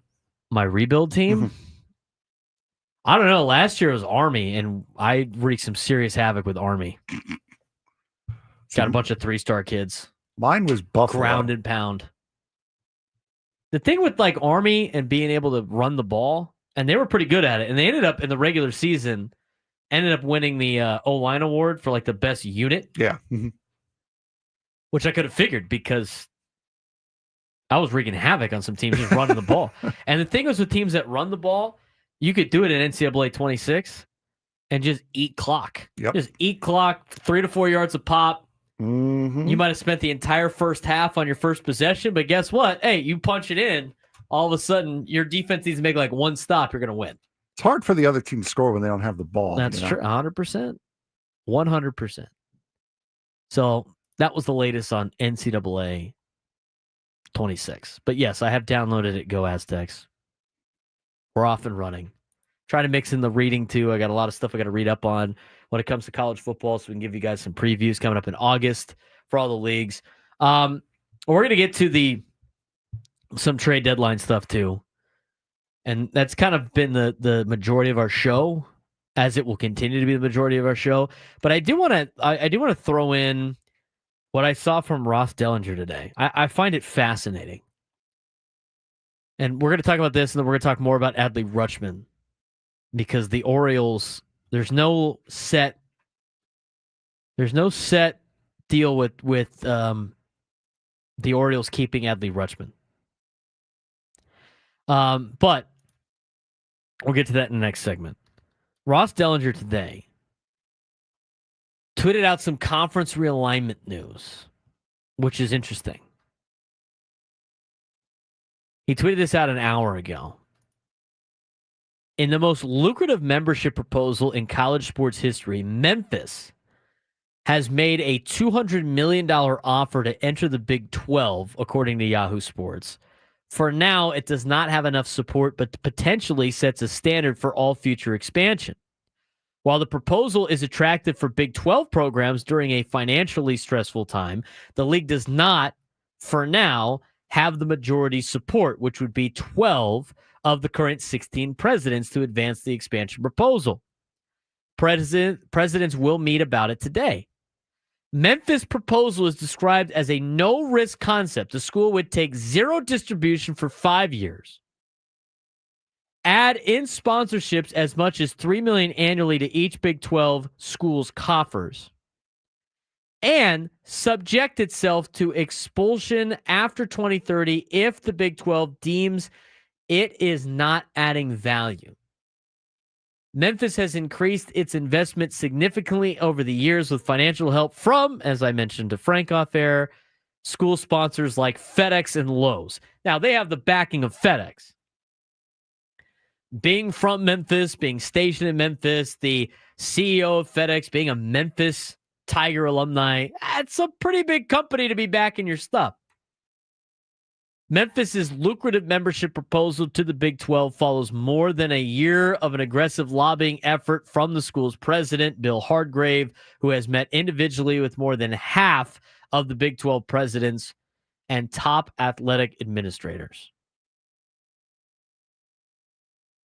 That's a very interesting topic here. We've talked about trying to petition yourself into a new conference. We've talked about the TV ratings, right, being a huge factor, streaming numbers potentially being a big factor, trying to bring value to other conferences. And we have heard about the Pac-12 or whatever, how many teams they got, wanting to add Memphis. And Memphis is like, yeah, thanks, but no thanks. We're going to try to get into the power conference that is the Big 12. Like, this is something San Diego State, if they had the means to do, should be doing. What a great outside-the-box thinking by Memphis. Now, the problem with San Diego State, they don't have a major company.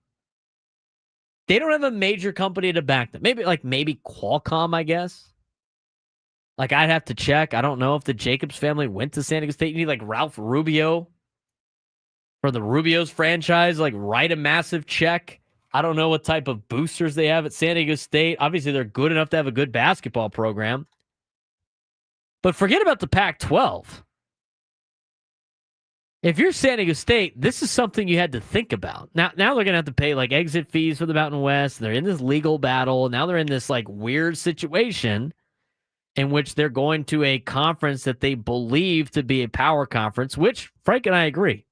Is this a power conference, the Pac-12, Frank? Are they on the same level as the ACC and the Big 12? About as powerful as a box full of kittens. Okay, that's probably more insulting than I would have said, but yes, okay, yeah, okay. I can't necessarily disagree with that. Oh, we got Gonzaga, and we're going to be good in basketball. Yeah, you know what? It's better than it was, but you can't say they're on the same foot as the Big 12 or the ACC. Now you look at Memphis. They're willing to take zero distribution in TV contracts for 5 years. They are going to add in sponsorships as much as $3 million annually, right, for their $200 million buy-in to get into the conference. And so every school gets actually more dollars than they would originally get. And Memphis is so confident that they're going to help out the Big 12, they are subjecting itself to expulsion after 2030 if the Big 12 deems it is not adding value.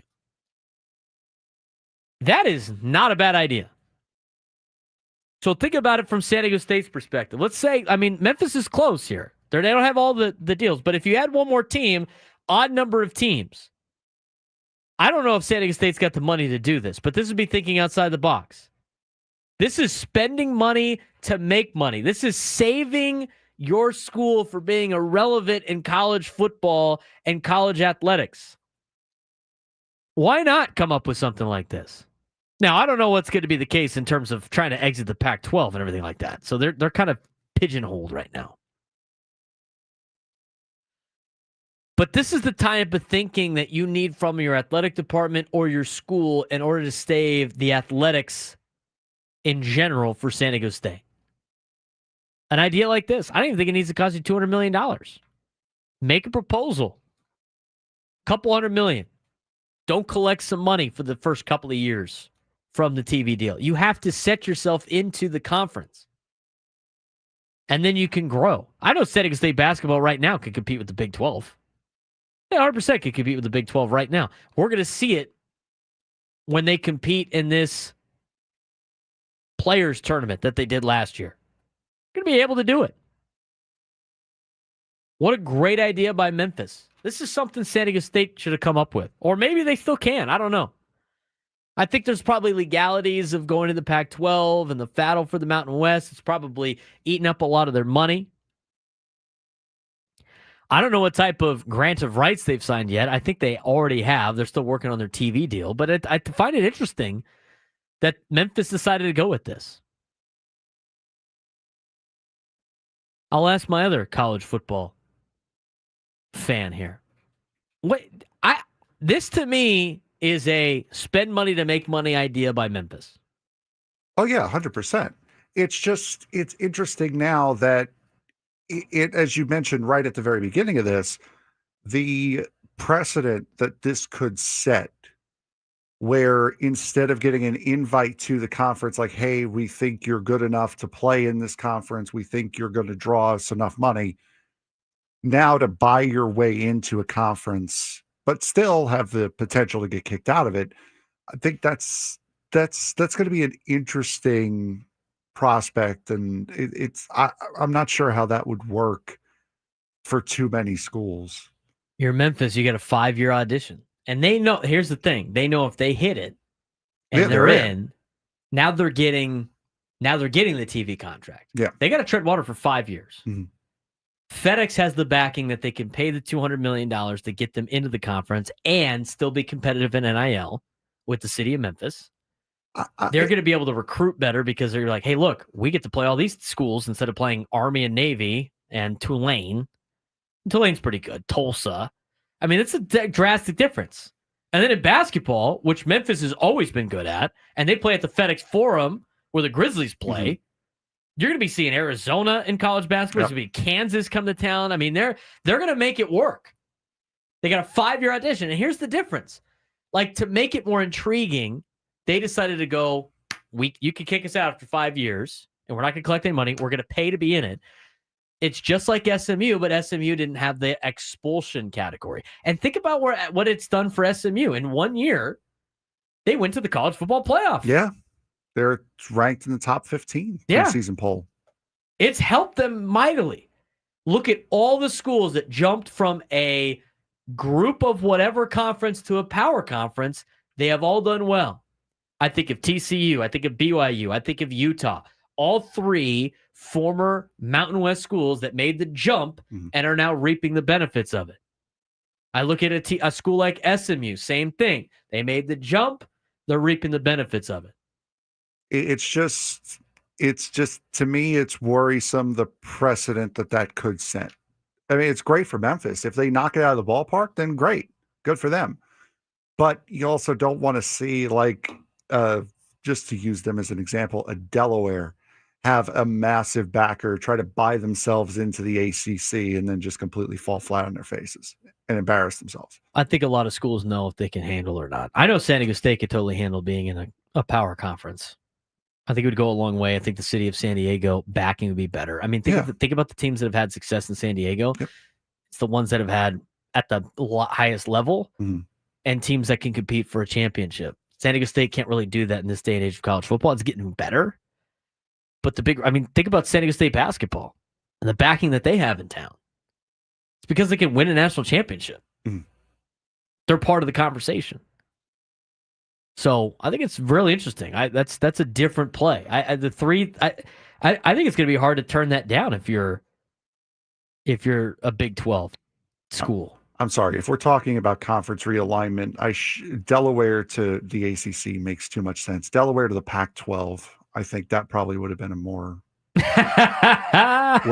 more geographically appropriate alignment. We commit a lot of fouls against the Pac-12. 833-288. He draws the foul. 833-288-0973. 833-288-0973. Let's transition back into baseball talk. We'll talk more about the Padres' potentials at the trade deadline, what's being discussed in terms of buyers, sellers, tweeners when we come back on the Braden Surprenant Show, San Diego's #1 sports station, 97 through the Fan.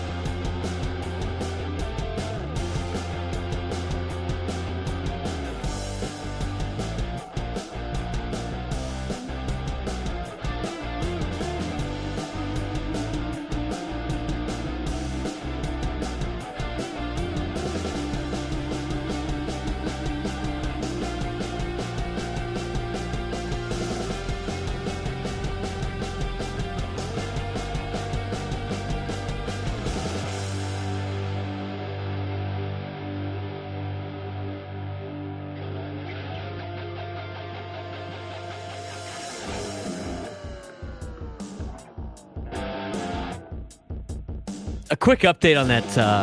I don't want to spend too much more time on this because we got to get to some trade deadline stuff. But Ross Dellinger also put out the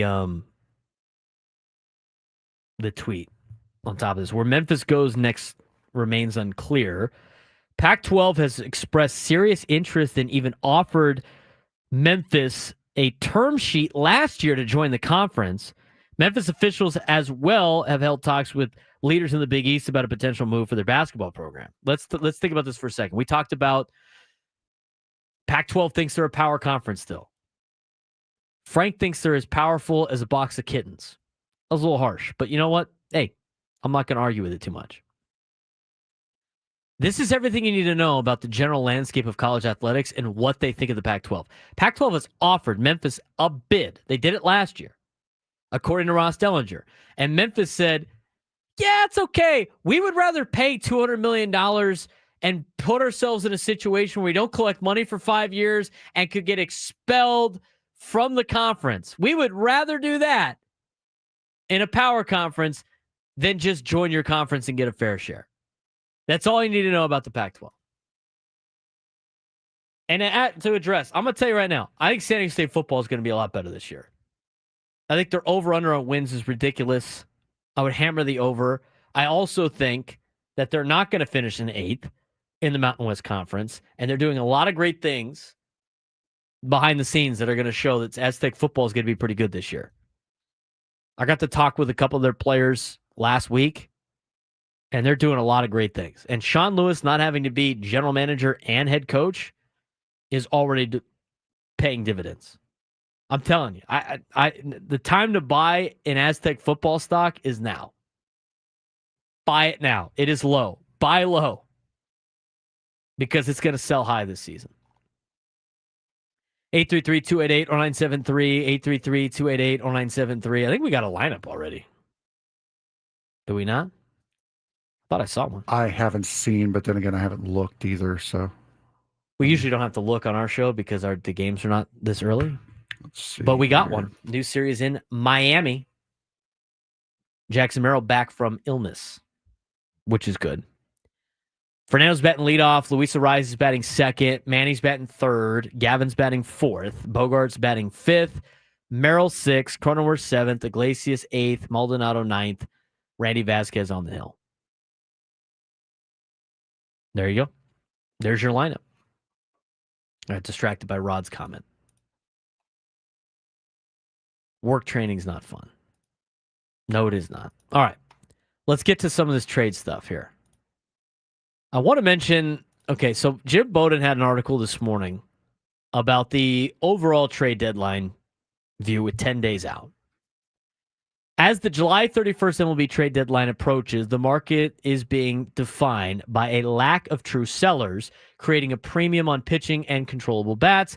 Teams are being forced into creative contender-to-contender deals or packaging prospects for stars on struggling teams. Interesting. He says there are 14 clear buyers. 14 clear buyers at this year's trade deadline. Let me know if you disagree with these. Detroit Tigers, buyers. Agreed. Yeah. Chicago Cubs, buyers. Agreed. Yeah. Milwaukee? Yep.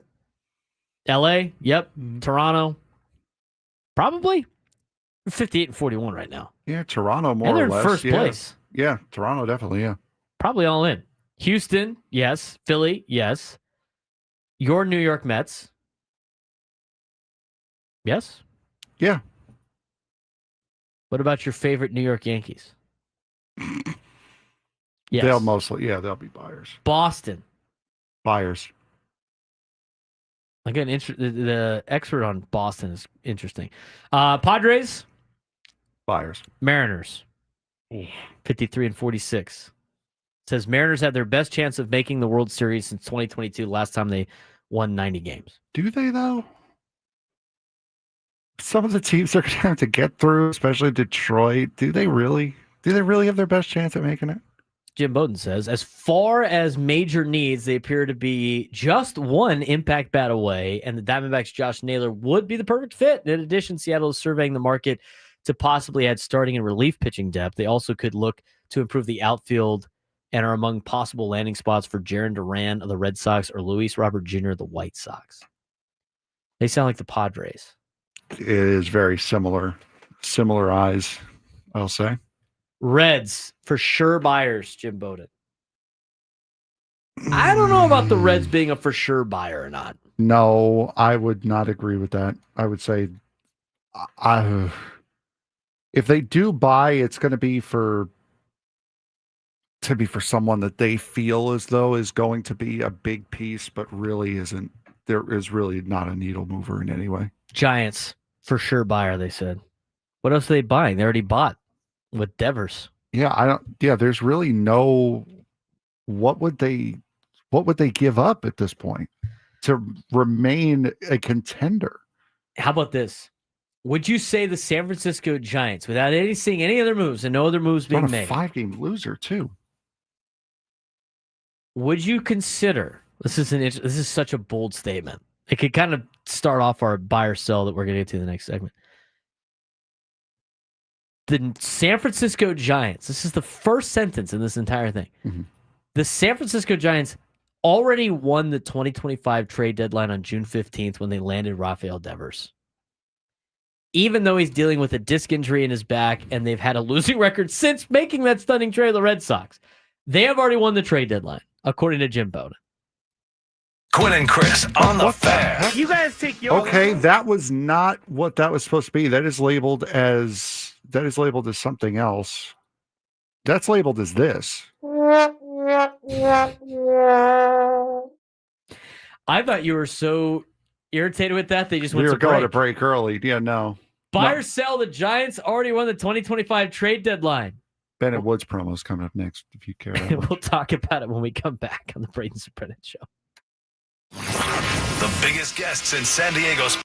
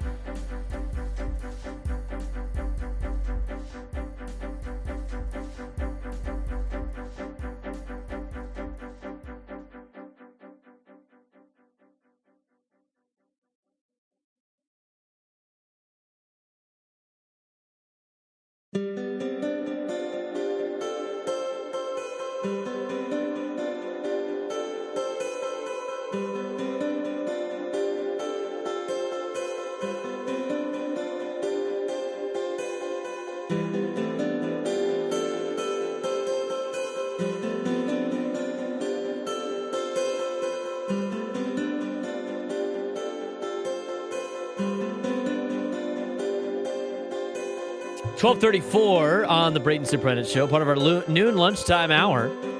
Bold flavors, just 2 locations, Sereno Valley and inside Balboa Park's Natural History Museum. In this hour, during this segment, is when we need a contestant for our midday sports standoff. If you can take me down in sports trivia, you will qualify for a chance to win our grand prize, a 2-night stay at Park MGM Las Vegas, 2 tickets to Motley Crue on September 19th, and a $100 gas card. Catch Motley Crue's Las Vegas residency at Dolby Live at Park MGM September 12th through October 3rd. Tickets at Ticketmaster.com. 833-288-0973. 833-288-0973 for today's midday sports standoff. Try to win yourself a trip to Vegas. We're going to continue on this MLB trade talks. Again, we're 10 days out from the trade deadline. We have... How many shows do we have? We're missing Wednesday. Wednesday, the Padres are playing. So we have tomorrow, Yeah, we're missing Wednesday. Thursday, Friday. I think the next Wednesday after is a shorter show. The last game of the Mets series is a shorter show. So we have 1, 2, 3, 4, 5 and a half. 6.5, because the trade deadline is next Thursday. And we'll be rearing to go on July 31st. 6.5 more shows after today before the MLB trade deadline, which is a big reason why we want to start pumping this out. And you're going to start seeing a lot more rumors and everything like that. You're going to start seeing guys like Heyman and Rosenthal and John Paul Morosi and all the national media pundits throwing out a lot of rumors out there that either agents want or other teams want, and we all got to take a lot of it with a grain of salt. So we're going to get to that in a second. But going back to the report that we had last week, remember it was last Tuesday, in which the Port of San Diego commissioners agreed, or at least met up with the people that want to build a huge tennis center and all this stuff in Chula Vista as part of their Chula Vista Bayfront project. Well, the Port of San Diego commissioners agreed to formally negotiate with the development team proposing a tennis-anchored sports entertainment complex on 124 acres of waterfront property down in Chula Vista. That has been approved. So now they have a 6-month negotiation window to see how much it's going to cost to buy the property. According to this, they have waived any type of extra solicitation, which means that particular piece of property is now not up for sale. These guys will negotiate, this group, I should say, will negotiate with Chula Vista and the Bay Group, or the Board of Port Commissioners, on a new public-private financing deal in which they will buy the land. It'll be the next 6 months. This group is now part. They basically, the Board of Port Commissioners voted unanimously Tuesday to authorize a 6-month exclusive negotiating agreement with a group that includes commercial real estate from the Veris Group of companies, its subsidiary, the McGarry Group, the local design firm, Tucker Sadler Architects, and public-private financing expert Provident Resource Group. Part of this, they want to build a tennis center with 18,000-seat tennis stadium. They want to put in a water polo training facility. And then the other thing, too, that I thought was very interesting was the stadium. Now, I have heard rumors that they could potentially want to build a 65,000-seat stadium, but as of right now, it's 50,000 seats. And this is the part from Jennifer Van Grove's article from earlier last week. Just beyond the tennis venue is what Mueller described as commissioners as, quote, unprogrammed space for the community with a middle area reserved for what could be a stadium. Quote, it could be a cricket stadium. It could be lacrosse. It could be several different things. We don't have any idea at the moment. However, the proposal document submitted earlier this year specifically references a soccer stadium with 50,000 seats and identifies the community area as soccer fields. I find that very interesting. They're being very coy about the stadium. The fact that the first words out of this guy's mouth, it could be a cricket stadium. Do we honestly think it's very lucrative to build a 50,000 seat Cricket Stadium in San Diego, Frank? I'm sure to the Crickets. It's a foul for a bad dad joke. Oh, come off it. He draws the foul. It could be a cricket stadium. Got you to laugh, didn't I? It could be lacrosse. Yeah, it's a funny foul. Lacrosse, like, come on. They're not filling out 50,000 seats. It could be several different things. We don't have any idea at the moment. If you build it, they will come. 50,000 seat stadium. Make it 65,000. They're being oddly coy about that. I find it weird that they're being oddly coy about that. I find it odd that the Chargers are now all of a sudden trying to win over San Diego again. Find it odd with that. They're down in San Diego for training camp. They flipped to the navy blue jerseys as an alternate. They already went to the powder blue jersey. I just find it odd. I'm just like, I'm you know what I am? I'm the emoticon. I'm the emoji this. The thinking guy. It's very interesting to me. Not saying I know anything. I do know that there might be some groups that would like to buy said organization. I do know that the Spanos family would like to sell said organization, but that's about it. I just find it odd. So anyway, they're in a 6-month negotiation window. Regardless if they build the 50,000 seat stadium or not, this is still good for San Diego. I think it's great for Chula Vista. It's obviously great for the Gaylord Hotel down there to bring more events here. And I'm all for more events coming to San Diego. But if you're going to build a 50,000 or 65,000 seat stadium, I'm telling you right now, the main tenant's not going to be lacrosse and ain't going to be cricket. And it's probably not going to be soccer either. We do have a poll in the chat right now on what the potential tenant could be. Do you think it'll end up being an NFL stadium eventually? I think it could be. Why not build it? I mean, it's not like you can't host major soccer events there, right? If you build it as a soccer stadium, you could have San Diego FC play the Tijuana Cholos. You can have Club America come there and play a game. I mean, that would probably fill out with Club America. You could also host international friendlies. Team USA could come play here more times than they already do. And you can have a great bowl game. All of a sudden, you get a better bid. Got a bigger stadium to fill. There's a lot of benefits to that stadium. I find it odd. Hopefully, we can get Jennifer Van Grove on later on this week. I also want an update on the arena. What's going on with that? That's been kind of, speaking of cricket, that's been kind of crickets.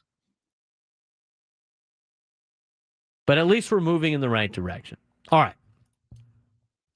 Very quickly, let's talk about it. So the Giants already won the 2025 trade deadline. Incorrect. According to Jim Bowden. I'm selling the S out of that. I can't believe he goes to say the Giants already run the 2025 trade deadline on June 15th when they landed Rafael Devers, and then goes to lay out how it hasn't worked out for them yet. Even though he's dealing with a disc injury in his back, and they've had a losing record since making that stunning trade with the Red Sox. Wild. He lists these teams as tweeners. There's 8 of them. Buyers and or sellers. Or both. Buyers or sellers or both. Tampa Bay. Buyers or sellers. I could see them being both. What's their record? I got to see what their record is. They got a good record. They got a winning record. They're 52 and 48, game and a half out. Ugh. I would say both, if anything. Both.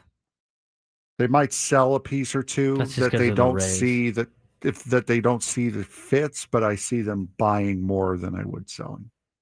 St. Louis Cardinals. I think they sell. What are they going to buy? Yeah, you're 8.5 games out, 3.5 out of the wild card might give them the delusion that they're staying in it, but I don't think that's going to be the case. They already wanted to trade Nolan Arenado, which they could still potentially move. Yeah. Rangers. Buy or sell or both. You know, I think they buy with Bruce Bochy as their manager. I do as well, and I don't think it has anything to do with that. I think I'm going to go full Ben Higgins here. I'm going to say the run differential is what's going to make them look at it. They're plus 51 in run differential. Teams that are bad don't have a plus 50 run differential. So I think that, and their expected wins-loss record is 56-44, which would put them second by a game and a half in the division. I think that they have enough to look at that and go, we should probably take a stab at this. And they got a good pitching staff. Yeah. And Jacob deGrom's on their team.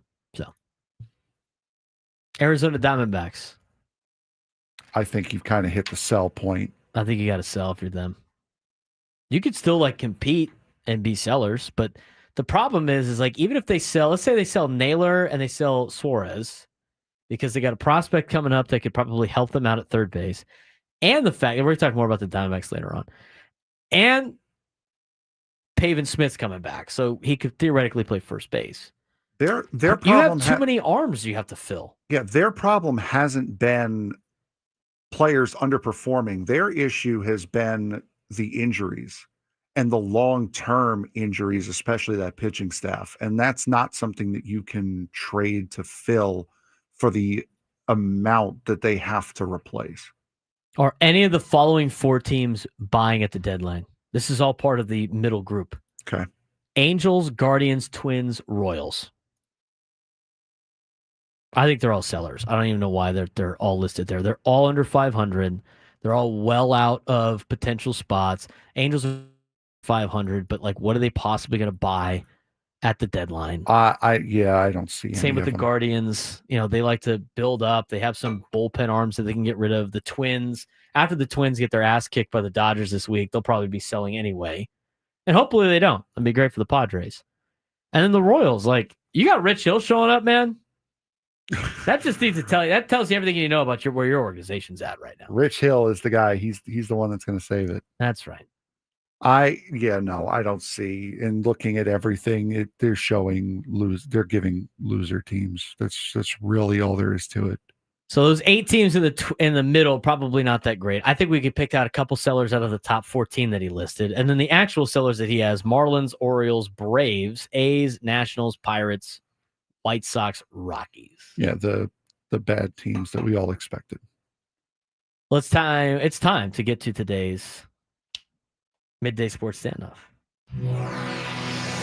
Welcome to Midday Sports Standoff on the Braden Surprenant Show. I can't believe what I'm seeing right now. The ultimate head-to-head battle where sports knowledge and quick thinking collide. No, he's no good. Are you kidding me, Mr. Contestants will go toe-to-toe with Braden in a sports trivia deal where every correct answer brings them closer to victory. Down the sideline! Wow! Unbelievable! But 3 strikes and it's game over. This is not Detroit, man. This is the Super Bowl. Can you outsmart Braden? The Midday Sports Standoff starts now. As Prolific says, Seth Lugo, come home. I'd be down. He would help. He certainly would. All right, Frank, what do we got today? Who do we got playing? We have today? Jamie in San Ysidro playing today. Jamie, how you doing today, bud? Hey, fellas. Frank, don't let him rain on your parade. That cricket shot was fantastic. There you go. See? Right there. All right. It's still foul worthy, but yes, it was funny. So today's topic, we have 5 answers for this topic. Kind of have to know a little bit about geography as well as baseball. 5 teams play in their state's capital. Who are the 5? Jamie, you have first pick. Good Lord. That is a tough one. Well, I'm hoping Denver's the capital of Colorado. The Rockies, yes. The Oaklamento Athletics. Oaklamento. Oh, that's cheating. No, they play in Sacramento. Play in Sacramento. That's They do. I didn't even think of that. That's crazy. Okay. Who else would there be? Minnesota Twins play in St. Paul. I'm going to go with Minnesota. They play in Minneapolis. No, the Twins do not play in the capital of Minnesota, Braden. That's where it gets difficult with some of these capital cities. Do you include the District of Columbia? No. Oh, okay. That's technically the capital of the United States. It's I'm not a sure it state, is. though. Jamie. I'm glad Braden eliminated that one, so I was going to go with that next. Jeepers. Let's go with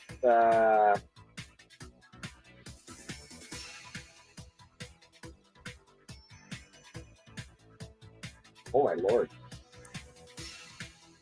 Got about 5 seconds here. Arizona, the capital. Phoenix capital. I don't think so. That's not right. Let's just go with Phoenix. I'm pretty sure that's not the capital. If Phoenix isn't the capital of Arizona, Jamie, what would be the capital of Arizona? Flagstaff. I thought it might be Tucson? Scottsdale Yuma? for some reason. Oh, man. God, state capitals are... I haven't done this since I was in, like, elementary We're trying to school. get people to win here, man. Nobody qualified from our show last week. Are we talking about, like, city names, or are we talking about, like, physical location? Like, I would go with the Atlanta Braves. Atlanta's the capital of Georgia. But does that count because they're just, like, on the Yes, outskirts it of Atlanta? does. Okay. I'm overthinking it then. Jamie, you have one answer left to get, and if you get it, you win.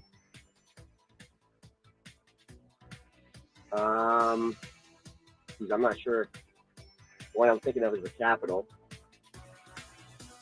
I think I got it. I'm going to go with Seattle. It's Olympia, Washington. Braden, to spoil the fun. Boston, Massachusetts is the capital of Mass. Yeah, he's done it again. He spoiled the fun. Jamie, good job. Good fight. You got to. Adam, we need a dumber host for one of these shows. If you want No. These are the dumb things I can get right. What I can't get right is the stats. Like, who's the leading stat leader for catchers in WRC Plus? I'd be like, I have no idea. I like the capital stuff is good. Mascot stuff is good. College football stuff is good. Individual stats, not great. Adam, we need a dumber host if you want to get people to qualify to go to Vegas. I overthought that one, though. Wish you would have kept overthinking I was it, thinking about honestly. the exact locations, and then I was like, well, Philly's not the capital. Was it Harrisburg? What's the capital of Pennsylvania? I don't remember, honestly. And I was like, it's not Detroit and Michigan. It's not. And I thought about Seattle. I'm like, it's not. It's Olympia. Jamie said, like, not Phoenix. What other city would potentially? They got like 4 of them there. Let's go to the capital of Arizona, Flagstaff. Yeah, well, you know. Sedona, Arizona, the capital of Arizona? Capital of Pennsylvania is Harrisburg, yes. Capital of Michigan is Lansing. There you go. Oh, a little bit of a roll here. It's Sacramento. That's not good. We're trying to give stuff away. Portland, the capital of Oregon. Portland? Yeah, no, Salem, Oregon. Salem, Oregon is. See, I knew that didn't make any sense. Olympia, Washington. I didn't know Olympia, Washington. So, there you go. What's the capital of Vermont? Montpelier or whatever. God, you're a jerk. I actually knew that one. You are a jerk. The capital of New Hampshire, probably not going to get. Okay, go for it. I have no idea. I don't remember off the top of my head. Concord. What would be my guess? Is it Augusta, Maine? Again, jerk. On it. Told you I could do this. I've done this since I was like in elementary school. Can't remember all of them. Some of them are tricky. Some of them are like, you know, you go to Illinois. It's like, well, it's got to be Chicago. No, it's Springfield. Missouri's Jefferson City, right? I closed it, but I believe so, yes. I'm on a roll now. Now I'm thinking about Baton Rouge, Louisiana. Vote in the polls. Vote in the poll on the Change the on subject the now? YouTube. We're not doing the capitals anymore. No, you're too smart for the show, man. A lot of people said no. It's like 50-50. Fifth person to call in with the capital of South Dakota wins. gets qualified. I get that one confused all the time. Is Bismarck in North Dakota or South Dakota? There's only one Dakota. It doesn't matter. North Dakota's a myth. I've been in North Dakota, so I know it's not a myth. We were talking about that last night. You've been in the north of Dakota. The northern part of Dakota. What's that? Are you quoting the Fairly Odd Parents? Yes. Remember that? Yes, there's only one Dakota. Where Timmy Turner wished that he was right about everything, so everything he said became right. Mm-hmm. How many states from the United States? 49? Biography about your life, right? 49? Yes. This just in. North and South Dakota have settled their differences. Settled their differences. And then they become one big Dakota. No, thank you. That's enough Fairly Odd Parents quoting for the day. Final hour of the Braden Surprenant Show, leading you into Quinn and Chris, and then ultimately the Equal Water SoCal Padres pregame show. Padres and Marlins will come back with the starting lineup for the Padres, talk more trade deadline stuff, and get your phone calls when we come back. San Diego's #1 sports station, 97 The Fan.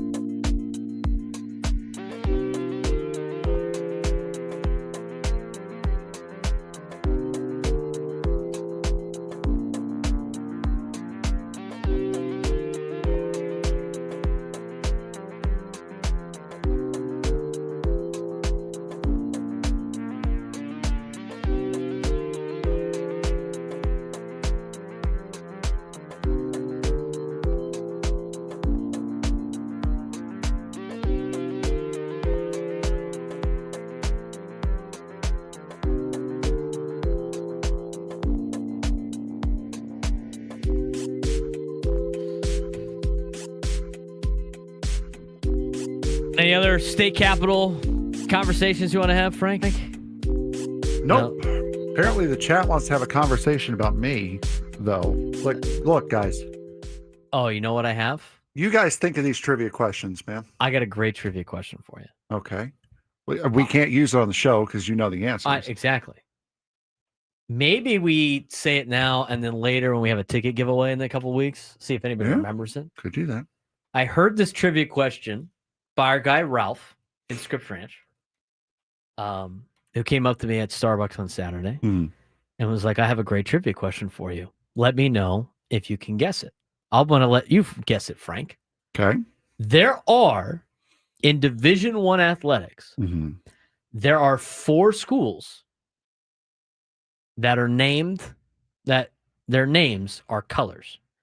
Not their team name, the school's name. There are 4 of them. Can you guess the 4?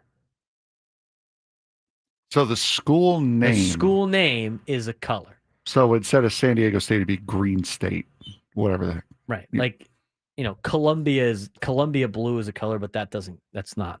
Does this count? But that would be the deal. It's D1 not football. It's D1 D1 athletic. basketball. Oh boy. There's like 9 million athletic teams in basketball. So there's one in the SEC. There's one in the American. I don't know what the other one's in, but I got the answer for that. And then there's one more that I'm currently blanking on. But that's your trivia question. What can you you got any for me? One is going to be so obvious. Oh, and then one's in the Ivy League. Those are your 4. One is going to be so obvious you're going to get mad. Yeah, I know, that's probably the thing. Hey, what's the one in not the Ivy League one, the other one? The SEC one or the American? No. The third one that you said. I said there's one in the American, there's one in the Ivy League, and there's one in the SEC. Yeah, then you said there was one in like the Pioneer League or something. I don't know what other league the other one's in. Adam? Juan's got one. Adam ruining it for me, texting me Brown. Brown is the Ivy League. All right, you're off and running. Anything else? Adam. Anybody cheating. else want to jump in and try to? Bowling. Brown is one of them. Bowling Green. No. What? Bowling. Green. No.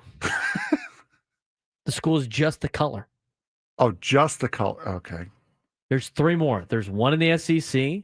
There's one in the American, and Auburn? I don't know. Auburn. Hey, here we go. Auburn's number 2. One in the American. It's very obvious.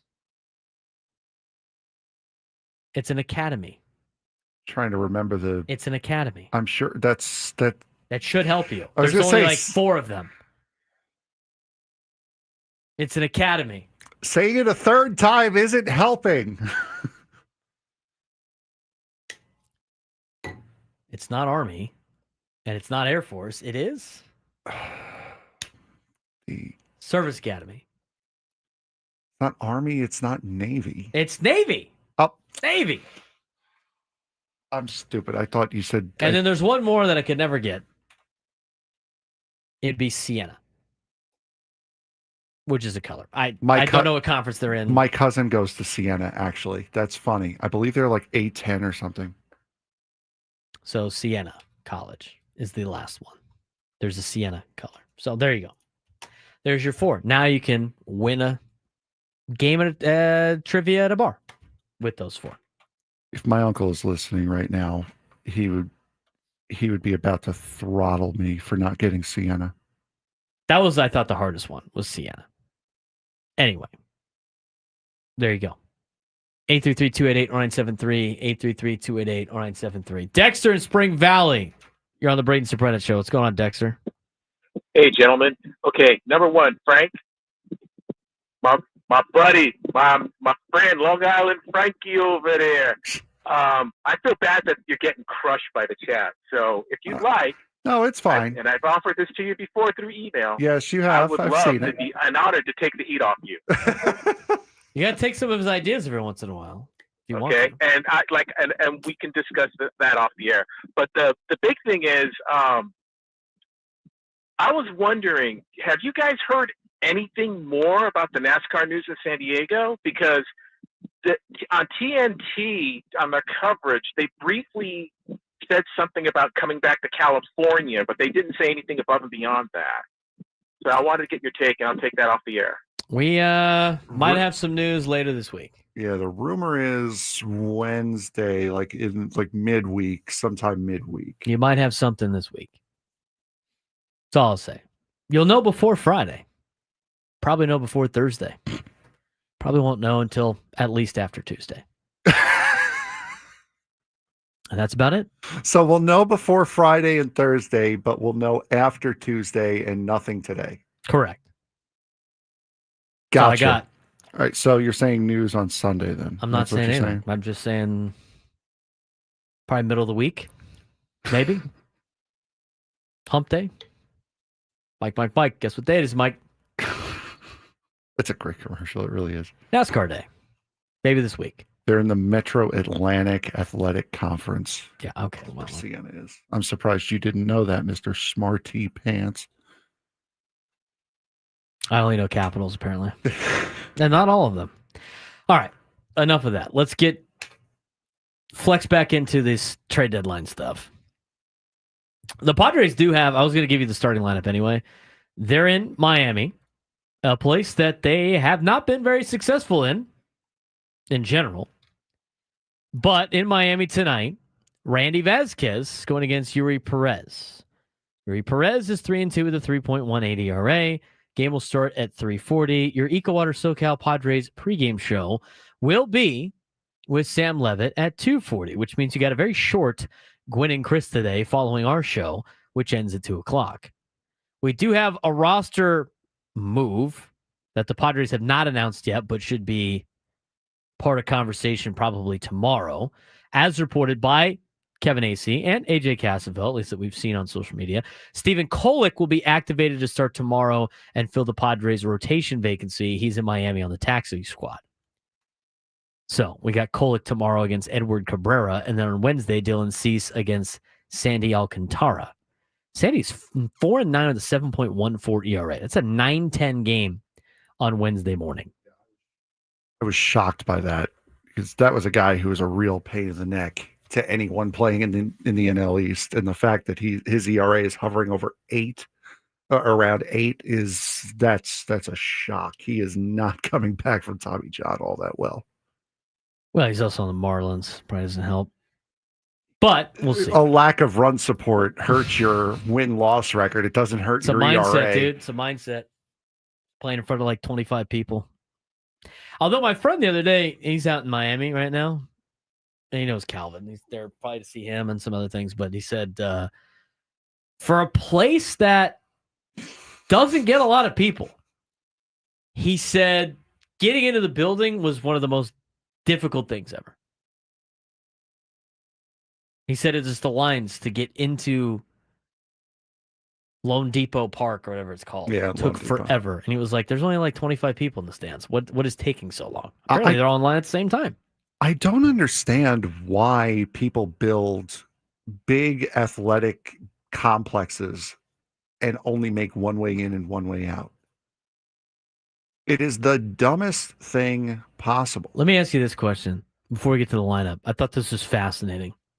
That's a little bit different times, obviously.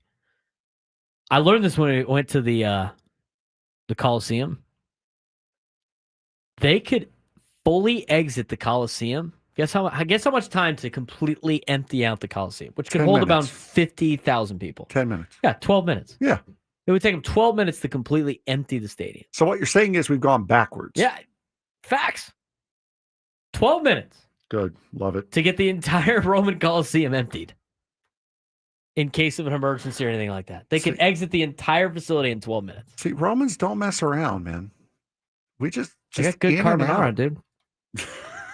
That is a Roman dish. Yes, I know. All right, back to the lineup. Fernando's batting leadoff today, playing right field. Luis Arraez bats second, plays first. Manny Machado plays third base and bats third. Gavin Sheets batting cleanup today, plays left field. Xander Bogaerts playing shortstop, bats fifth. batting 6th, and in center field, Jackson Merrill batting 7th in the DH. Tonight, Jake Cronenworth batting 8th, and at second base, Jose Iglesias, and batting 9th and catching is Martin Maldonado. For Randy Vasquez, the starting pitcher for the Padres. Talked about it already before the first segment of the show. Xander Bogaerts has been on a tear. I did not pass along this stat that I saw posted on social media. Thanks again for the person that was able to put this out. I retweeted it, though. Padres Data Daily. Over the last month, since June 20th, Xander Bogaerts has the second highest WRC plus at 171, and Fangraphs WAR 1.4 among MLB shortstops. It's 1 month of play. We had a guy earlier saying, like, oh, big deal. He had one good weekend. He's still trash. It's like, all right, dude. Whatever, bro. It goes back to my entire argument that some people would rather just root for the failure to make it look like they're right than anything else. Xander Bogaerts has been on a tear. You continue to look at some of his stats. I mean, we looked at his last 67 games. I mean, you can go all the way to May if you wanted to May 2nd for Xander Bogaerts, and the guy's hitting 280. He had a rough start to the season. I think there's no denying that. But he has done a good job, and in which he's kind of turned things around, which is great for the Padres. They need that. They need their star players to play at that level. I think Jake Cronenworth has slowly started to turn things around. Luis Arraez looking more comfortable. Manny Machado obviously has been playing a great season this year. You have a hole at catcher. We've talked about that offensively. Left field's been a problem, right? Don't have an everyday left fielder. I mean, for all of the problems the Padres have offensively, they're still 3.5 games out of first place. I mean, the Dodgers are playing really, really poor. And you got to take advantage of that while you have the opportunity to do so. Dodgers got swept by the Brewers over the weekend. That's the first time since 2006 they've been swept in a season series against one team. Milwaukee swept them in Milwaukee earlier this year. A couple of weeks prior, actually. And so you're 3.5 games out of first place. You got a Marlins club that's not very good. They're playing better than expectations. Like we had Calvin Faucher on earlier today, San Diego product, bullpen pitcher for the Miami Marlins. They're playing better than expected. But they've had a lot of problems. They're obviously not built to win in 2025, and the Padres should handle them. But again, they've struggled in Miami in the past. They have struggled. Tonight, they'll be going against Yuri Perez of the 3.18 ERA. They're going against Edward Cabrera with a 3.61 ERA on Tuesday. And then the best pitcher for the Marlins is at least on paper is Sandy Alcantara, and he's having a miserable year. 4-9 with a 7.14 ERA. He's listed as a top trade candidate. I don't see the Padres potentially getting him. They're linked to Sandy in terms of a, quote, fit. And we'll talk more about what Jeff Passan had to say about the trade deadline in tomorrow's show. But just going over like today, and we're going to get to more of this with Ken Rosenthal and Jim Bowden kind of throwing out some potential trade rumors. John Heyman had one again earlier today that we'll get to also in the next segment. But some of the players for the Marlins, Kyle Stowers, local project at Christian High School, all-star for Miami, 295 average, 21 home runs, 59 RBIs. Somebody to pay attention to this particular week. I've seen his name rumored to be potentially on the trade block to help a contending team. Maybe it's the Padres. Xavier Edwards, former high pick for the Padres, high farm system guy for the Padres, hitting 289 right now for the Fish. 1 home run, 26 RBIs. He has stolen 16 bases. Somebody else to look for. And then Jesus Sanchez, also another player that might be linked to a potential trade, is another player to watch coming up in tonight's game. We'll talk more about that in just a little bit, but we do want to get you some of the news that we've discussed throughout the afternoon on the trade deadline and where the Padres stand and what the rumors are. We'll get you the latest rumors when we come back on the Braden Surprenant Show, San Diego's #1 sports station, 97 to the Fan.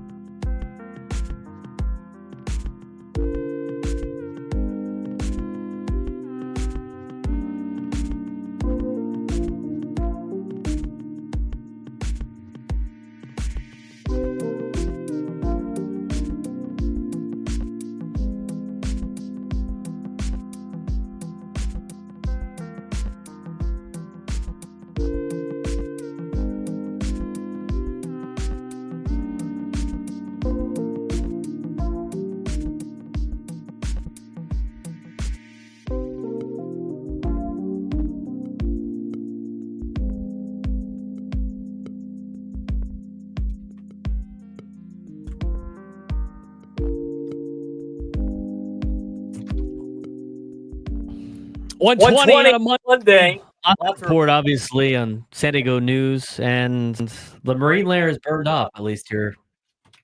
The central part. It's almost like I said. Look to the coast, though. It's almost like I said it was going to happen. Looks socked in at the coast. It's a downside of living by the coast, right? People that live by the coast. Yes, you get the ocean every day, but it is cloudy a lot of the time. Unlike our friends out in East County that seem like they have a sunshine day every day. All right, I fixed the echo on there. Just jump on that before the camera jumped off. I gotta say, I love Denzel Perriman. See what Denzel Perriman put, Frank? No, I did not. So Denzel Perriman is one of the lone Chargers that started in San Diego. Mm-hmm. He is a guy that if you watch him, I don't know if he continues to do this, but for the longest time, Denzel Perriman used to refuse to wear LA Charger stuff. He'd only wear San Diego Charger stuff, and when he played for the team. Still on the roster. Quote from Denzel Perriman: I feel like we should have been back on practicing in San Diego. I feel like we should have been back, to be honest with you. I love San Diego. That's where it all started. I think a lot of people in the NFL know that. I'm sure they do. Let's get that stadium built down there and see what happens. Well, you know. The Cricket Stadium.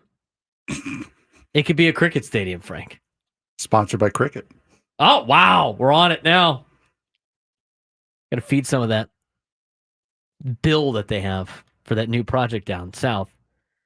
And we're trying to get updates on that. As maybe we might have an update tomorrow on that. We might be able to break down some of what Jennifer said, but I think we're not going to be able to get her on until next week. Every Charger touchdown. It's a celebration cricket, though. Cricket, while you know what, I'll just. He draws the foul. Because if they're back in San Diego, we don't want it to be crickets. We'd be well, no, it's the Cricket Stadium, sponsored by Cricket. So you throw the cricket sound. The Cricket Stadium. It could be cricket, it could be lacrosse. I mean, could you think of like other obscure sports like field hockey? It's a field hockey stadium. There you go. Water polo minus the water. Well, they're building a water polo facility down there. I think they just call that polo. Honestly, I think they use horses for that. Maybe you know what? Maybe it's a polo stadium. Maybe we're embracing polo here in San Diego. What other crazy? Great shirts, by the way. Long darts. Long dart stadium. Maybe it's Tipsy Toss. You ever play Tipsy Toss? No. Is that the one with the gigantic daggers they call darts that you throw? Oh no, it'd be the lawn darts, effectively. The Tipsy Toss is you got you got two stakes in the ground with a flat top, and there's a bottle on there, and you're trying to knock the bottle off with a frisbee. No, and the other team's trying to catch the frisbee or the bottle if it falls off. It's a great game. It sounds like it'd be fun. Tipsy Toss Stadium. Maybe in effect. All right, let's get you updated on everything that we've learned about today when it comes to the trade deadline. You ready for this? Yep. All right, in terms of overall news that involve the Padres.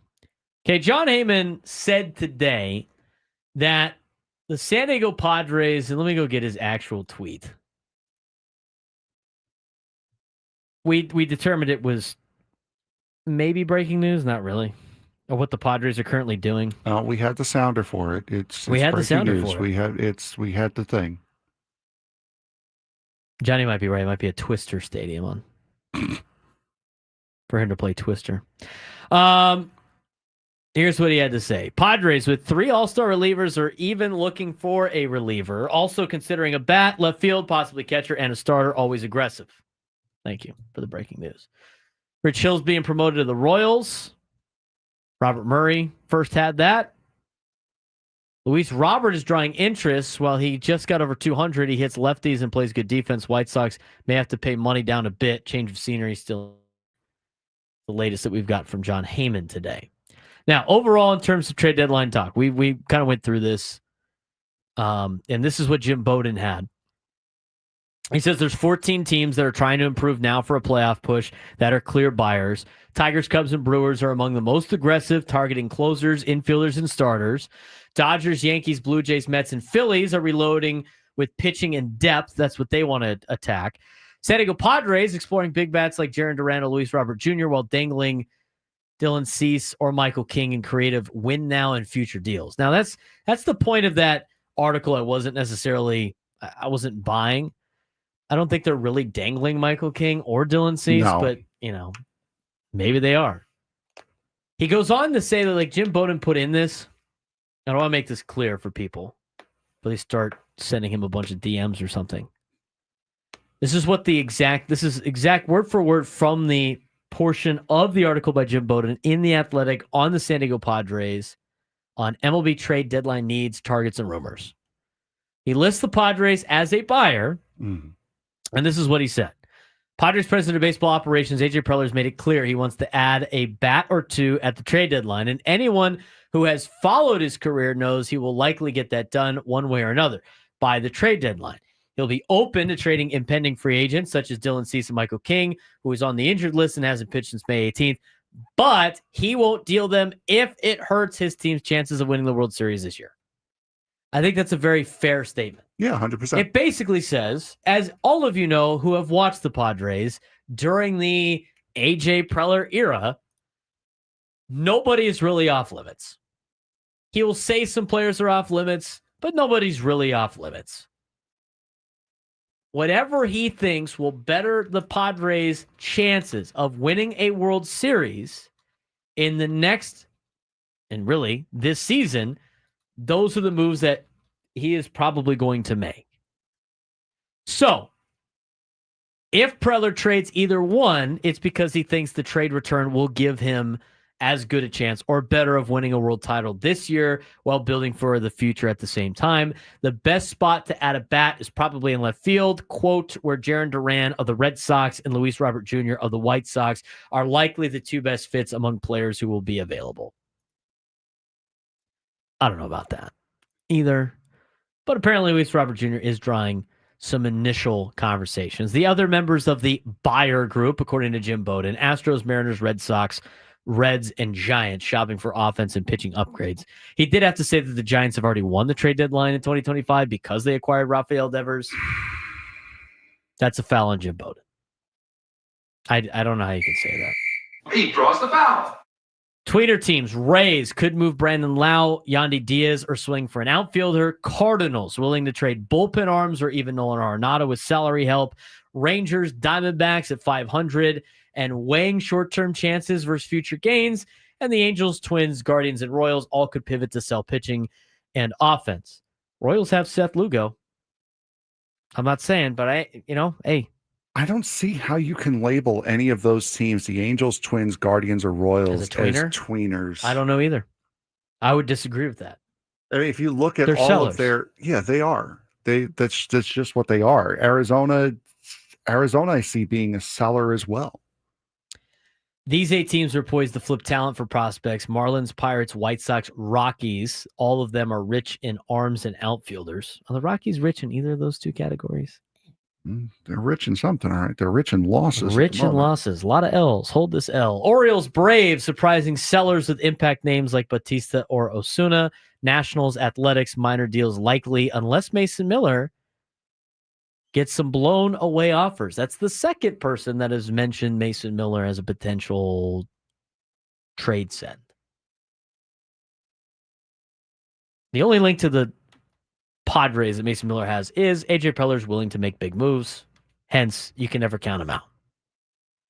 There are 4 questions that kind of lead to some buy or sell about the trade deadline we're going to answer, plus a deeper look at the Diamondbacks, who are a very interesting case study when it comes to the trade deadline, and a catcher that we haven't talked about yet.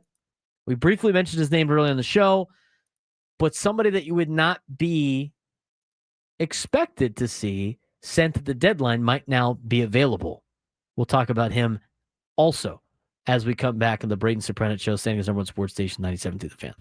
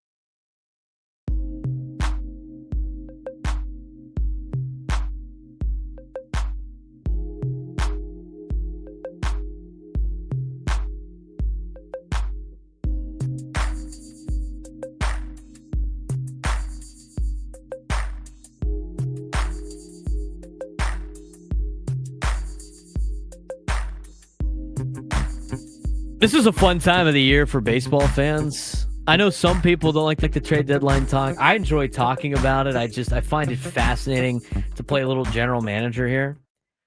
But this is the second time now that I've seen a potential link for the Padres and Stephen Kwan. Stephen Kwan out of Oregon State, the Beaver, all-star Cleveland Guardians. He's under control until 2028. 4.17 $65 million this year. ARB 2, ARB 3 the next 2 years. The guy is kind of like Luis Ariz, but he walks. I mean, it's not a bad idea when I look at it. And we'll probably spend more time on this tomorrow when he can do research and see if there's anything else out there lingering with Stephen Kwan. I've seen the Dodgers linked to Stephen Kwan as well. California kid from Los Gatos, California. He's got a 2.8 WAR this season. Hitting 285 on the year. Again, all-star this year. He was an all-star last year. A couple more years of control. He's got 33 walks to 34 strikeouts. I mean, very comparable numbers to Luis Ariz. The difference is obviously the walks. As I look up both of them right now. I don't mind it. I honestly, I don't. I think it's intriguing. Again, there's players that are going to pop up randomly that you would have no idea A.J. Preller was even talking about. There's going to be like the link to Jarren Duran and Luis Robert Jr. all the time. But then at the trade deadline, it's, oh, I didn't know that guy was available. Or, oh, I didn't know we were talking about this player. Stephen Kwan obviously has the numbers in terms of overall WAR. I mean, a 0.4 WAR for Ariz this year at age 28. Kwan's got a 2.8 WAR. He can do a lot of different things. A better fielder. He has struck out more times than Luis Ariz. 34-12, but he's also walked way more. 33 walks to just 19 for Ariz. A 345 on base percentage. Slugging, 396, gives him a 741 OPS. He's got a 106 OPS plus. He is a slight upgrade to a guy like Luis Ariz. Probably, I mean, if you want to look more into his defense and his on-base percentage, then maybe. But you would have him for the next couple of years, and then you could let Luis Ariz walk at the end of the year. I don't mind it. I still think you probably have to give up a lot for it. So if that's the only move you can make, I don't necessarily know if I'm super into it, but I don't mind it. But again, the biggest problem that the Padres have had over all of these is like, all these lefties. It's like everybody available for the Padres in terms of a bat is a lefty. Add it to the list. You know, one player in particular that we talked about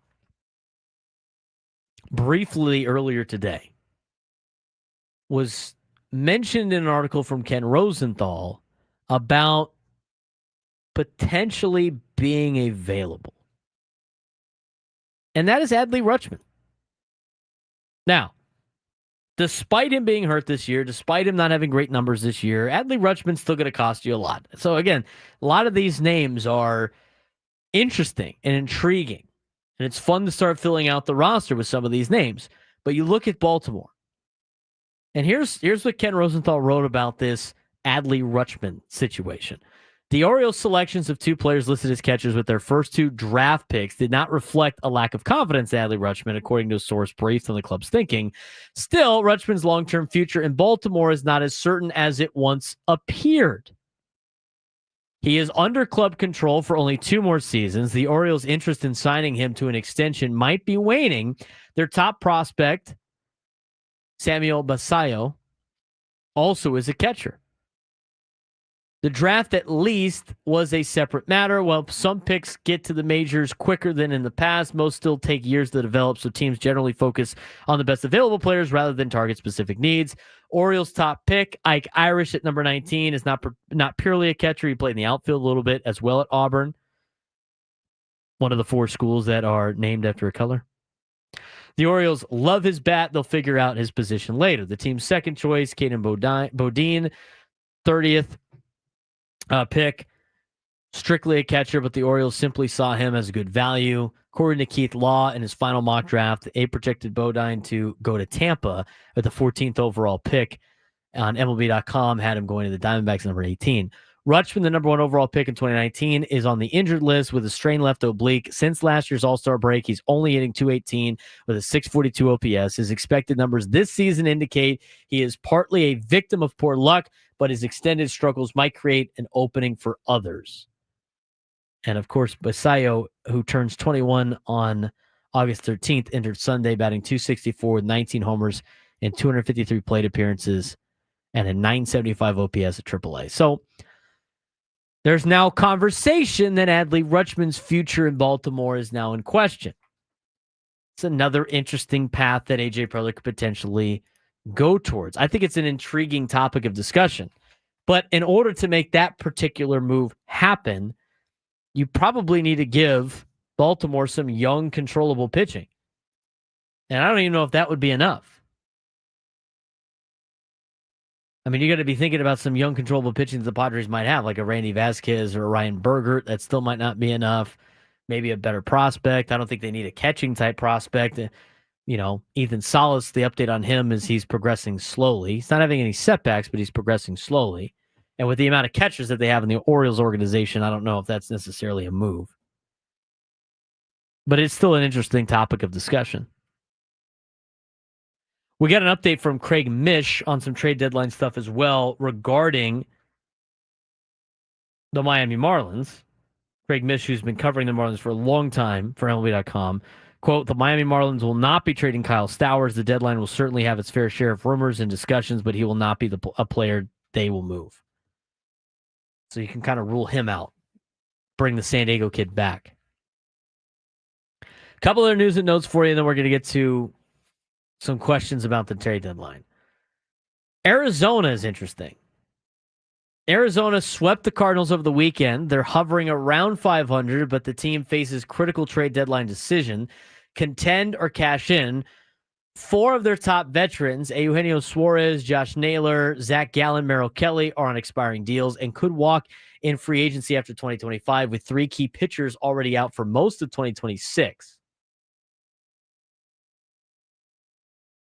Could gut the roster. General manager Mike Hazen may trade 1 or more players to recoup value, namely draft picks and prospects, rather than risk getting only compensatory picks. Suarez leads the National League in home runs and RBIs, making him a prime chip, while Gallen and Kelly have strong recent resumes. Arizona could deal hitters while bolstering their weak bullpen, staying semi-competitive for 2025 while reloading for 2026. We talked about Mason Miller. A's may finally trade closer Mason Miller, who's got 100-mile-an-hour stuff and years of control, making him one of the most valuable arms available. He's 26 years old. They mentioned the only teams that could potentially make this trade are the Phillies, the Dodgers, the Yankees, and then organizations that like to take big swings, San Diego Padres and Seattle Mariners. Not only is Mason Miller potentially available for the Athletics, Luis Severino, J.P. Sears, Jeffrey Springs also available from Oaklamento, depending on how desperate teams are for starting pitching. The Nationals in a transition time with a interim general manager have to make decisions on the young pieces. And it sounds like the Nationals won't move their young core of James Wood or C.J. Abrams or even Mackenzie Gore. And the interesting thing about Mackenzie Gore is he is around the portion of years of control left that Juan Soto was when the Nationals traded Juan Soto to the Padres. But apparently they're not trading any of those guys. But they could potentially trade Michael Soroka as a sneaky trade chip. And again, Kyle Finnegan most likely will be available for the Nationals. We talked about Adley Rutschman already. And then the other thing was potential swing off at the All-Star game. Had so much love, and Justin Turner obviously had the idea. There's a rumor that they might want to consider using that for regular season games. Pass. To see a Padres loss like that would be just infuriating until you start putting, a point system in place for wins and losses. I don't know why you would ever do that, but we could talk about that tomorrow. Now, we'll bring in Frank. We have a couple of buy or sell type questions that might be in play here.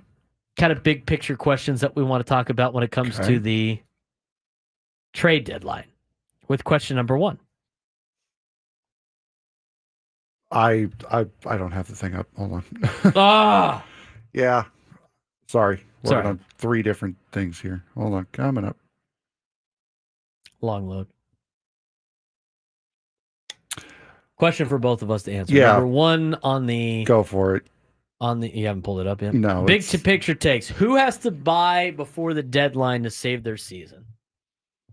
Yankees, Padres, or Cubs? Before the deadline. Like, you got to make a move before the wee hours of the deadline. Yankees, Padres, or Cubs? Or somebody else. I think the Padres of those three, because I think if they don't strike while the iron's hot, they might get somebody that they're after might get a better offer from either the Cubs or the Yankees or somebody better, like Detroit maybe. So I think if the Padres go a little early, I think that probably would be more advantageous for them. I don't think them waiting until the last second is going to work out well for them. Out of all 14 teams that have been listed as buyers by Jim Bowden, I would say the Padres are probably the one team that needs to buy before the trade deadline. Yeah.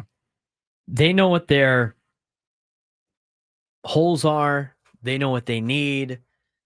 It's not like there's a question of whether or not they're going to buy or sell, which applies to some of those teams. I still think the Padres, would behove them to make a deal before the wee hours of the trade deadline, because you can't end up with nothing. They need an offensive catcher. They need a couple of bats. They could use an arm.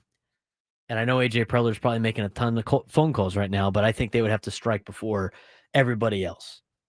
They could also wait to try to get prices down on certain players, but I think the Padres out of that group of buyers have to make moves first. What's question number 2? Question number 2 would be, should the D-backs sell despite being 4.5 games back in the wild card? Would you trade Zach Gallen or Josh Naylor? I would trade Josh Naylor out of the 2. I would also trade Eugenio Suarez. I trade the 2 corner pieces because, again, they have a prospect that's going to be ready to go to fill in at third base for the Arizona Diamondbacks. And then on top of that, and his name is Jordan Lawler, he could replace Suarez at third, and Pavin Smith, once he returns from his right oblique strain, could step in for Naylor at first. And so I would keep the pitching, and I would sell the 2 bats to get something back and try to get a bullpen arm or 2. And then that way I've sold to get something back for the 4 expiring contracts. And I'm still showing my fan base that I am being competitive. And it's like, well, maybe we can go on a run. Remember, Padres last year were 50-50 in their first 100 games and went on a run in the second half. So from that perspective, that's what I would do if I was the Diamondbacks.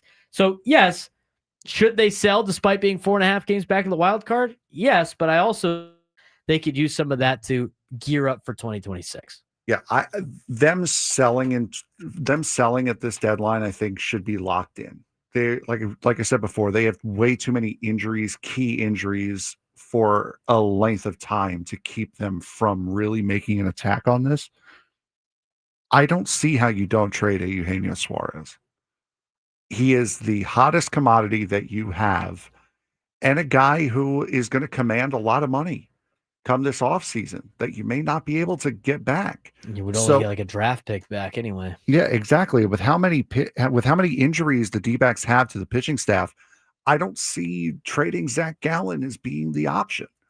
So I do agree with you. I think it's Josh Naylor, but I will be really stunned if Suarez isn't the guy to go. And they all say, like, we want to be in Arizona, we want to sign but right up, gonna say. Right up until it's 116 degrees in May. And you can get $200 million in a contract. Yep. Something close to that. All right, next question. Are we entering a new era of contender to contender trade? Example being Dylan Cease for Jarren Duran, or Mullins for a bullpen arm. So teams that are contending, trading to teams that are contending. Right. Now, Baltimore's not really contending, but the idea is a player that you could potentially sell and you get something back in return. Major League Baseball trades, not with prospects involved. It doesn't look like you're a seller, but maybe you're both buyers at the same time. We have an asset here. You guys have more of an asset there. Let's flip the 2 and let's improve one or the other. I think you might start seeing those now in baseball because of when the trade deadline is, because of the amount of teams that make the postseason, because of the amount of teams that are still in the race. This might be, and with the balanced schedule, I think you're going to see more and more of this as the years go on. Now, do I think the Padres make a trade with the Red Sox where they give them Cease and we get Jarren Duran back? No, I do not. But I would not be surprised if certain teams like the Red Sox trade away some of their outfield capital for a bullpen arm or a starting pitcher. I can see them doing that. I could see some of these teams that we had listed as potential buyers, right, that could flip one or the other. I mean, I could see that, like we talked about with the Arizona Diamondbacks. They might be able to do something like that. You look at what some of these teams potentially have, and now the Padres, I think, could be one of those teams too, because the way the farm system is, who knows how much money they have willing to add to their payroll. It might be a situation where a guy like Robert Suarez or even a Dylan Cease or maybe a Jake Cronenworth, because that was rumored a couple of days ago, might get you back what you need to compete for a World Series. So I would not be surprised if that is a more common practice in the next 5 years. I got tripped up on that because my immediate thought went to Johan Duran, but they're not the Twins are not a contender. That's right. I don't see it happening like an every deadline thing. I think it could be one of those things where one team sees one asset as a big piece, a better fit for their team, and giving away somebody who kind of fits but doesn't really. I could see rental for rental trades in the future. Yeah, I can see that. I don't think it's going to be a permanent mainstay, I guess is what I would say, for the trade deadline. I think it could be a one-off every couple year kind of thing. My guess would be it's going to slowly start becoming more and more popular as the years go on. Yeah. This year, maybe one of those trades. All right. Last question. Last one quickly, because we are running out of time. Which GM is under the most pressure at the deadline? AJ Preller, Brian Cashman, or Mike Elias for Baltimore? I don't think Preller's under that much pressure. I think he's solidified with where they're at. They're good. I mean, I think Padres fans might be on him, but aside from that, I don't think he has a lot of pressure. I think it's a big trade deadline for Brian Cashman. Yes. I think Mike Elias is actually in the biggest spot because he's got a lot of pieces he could get rid of.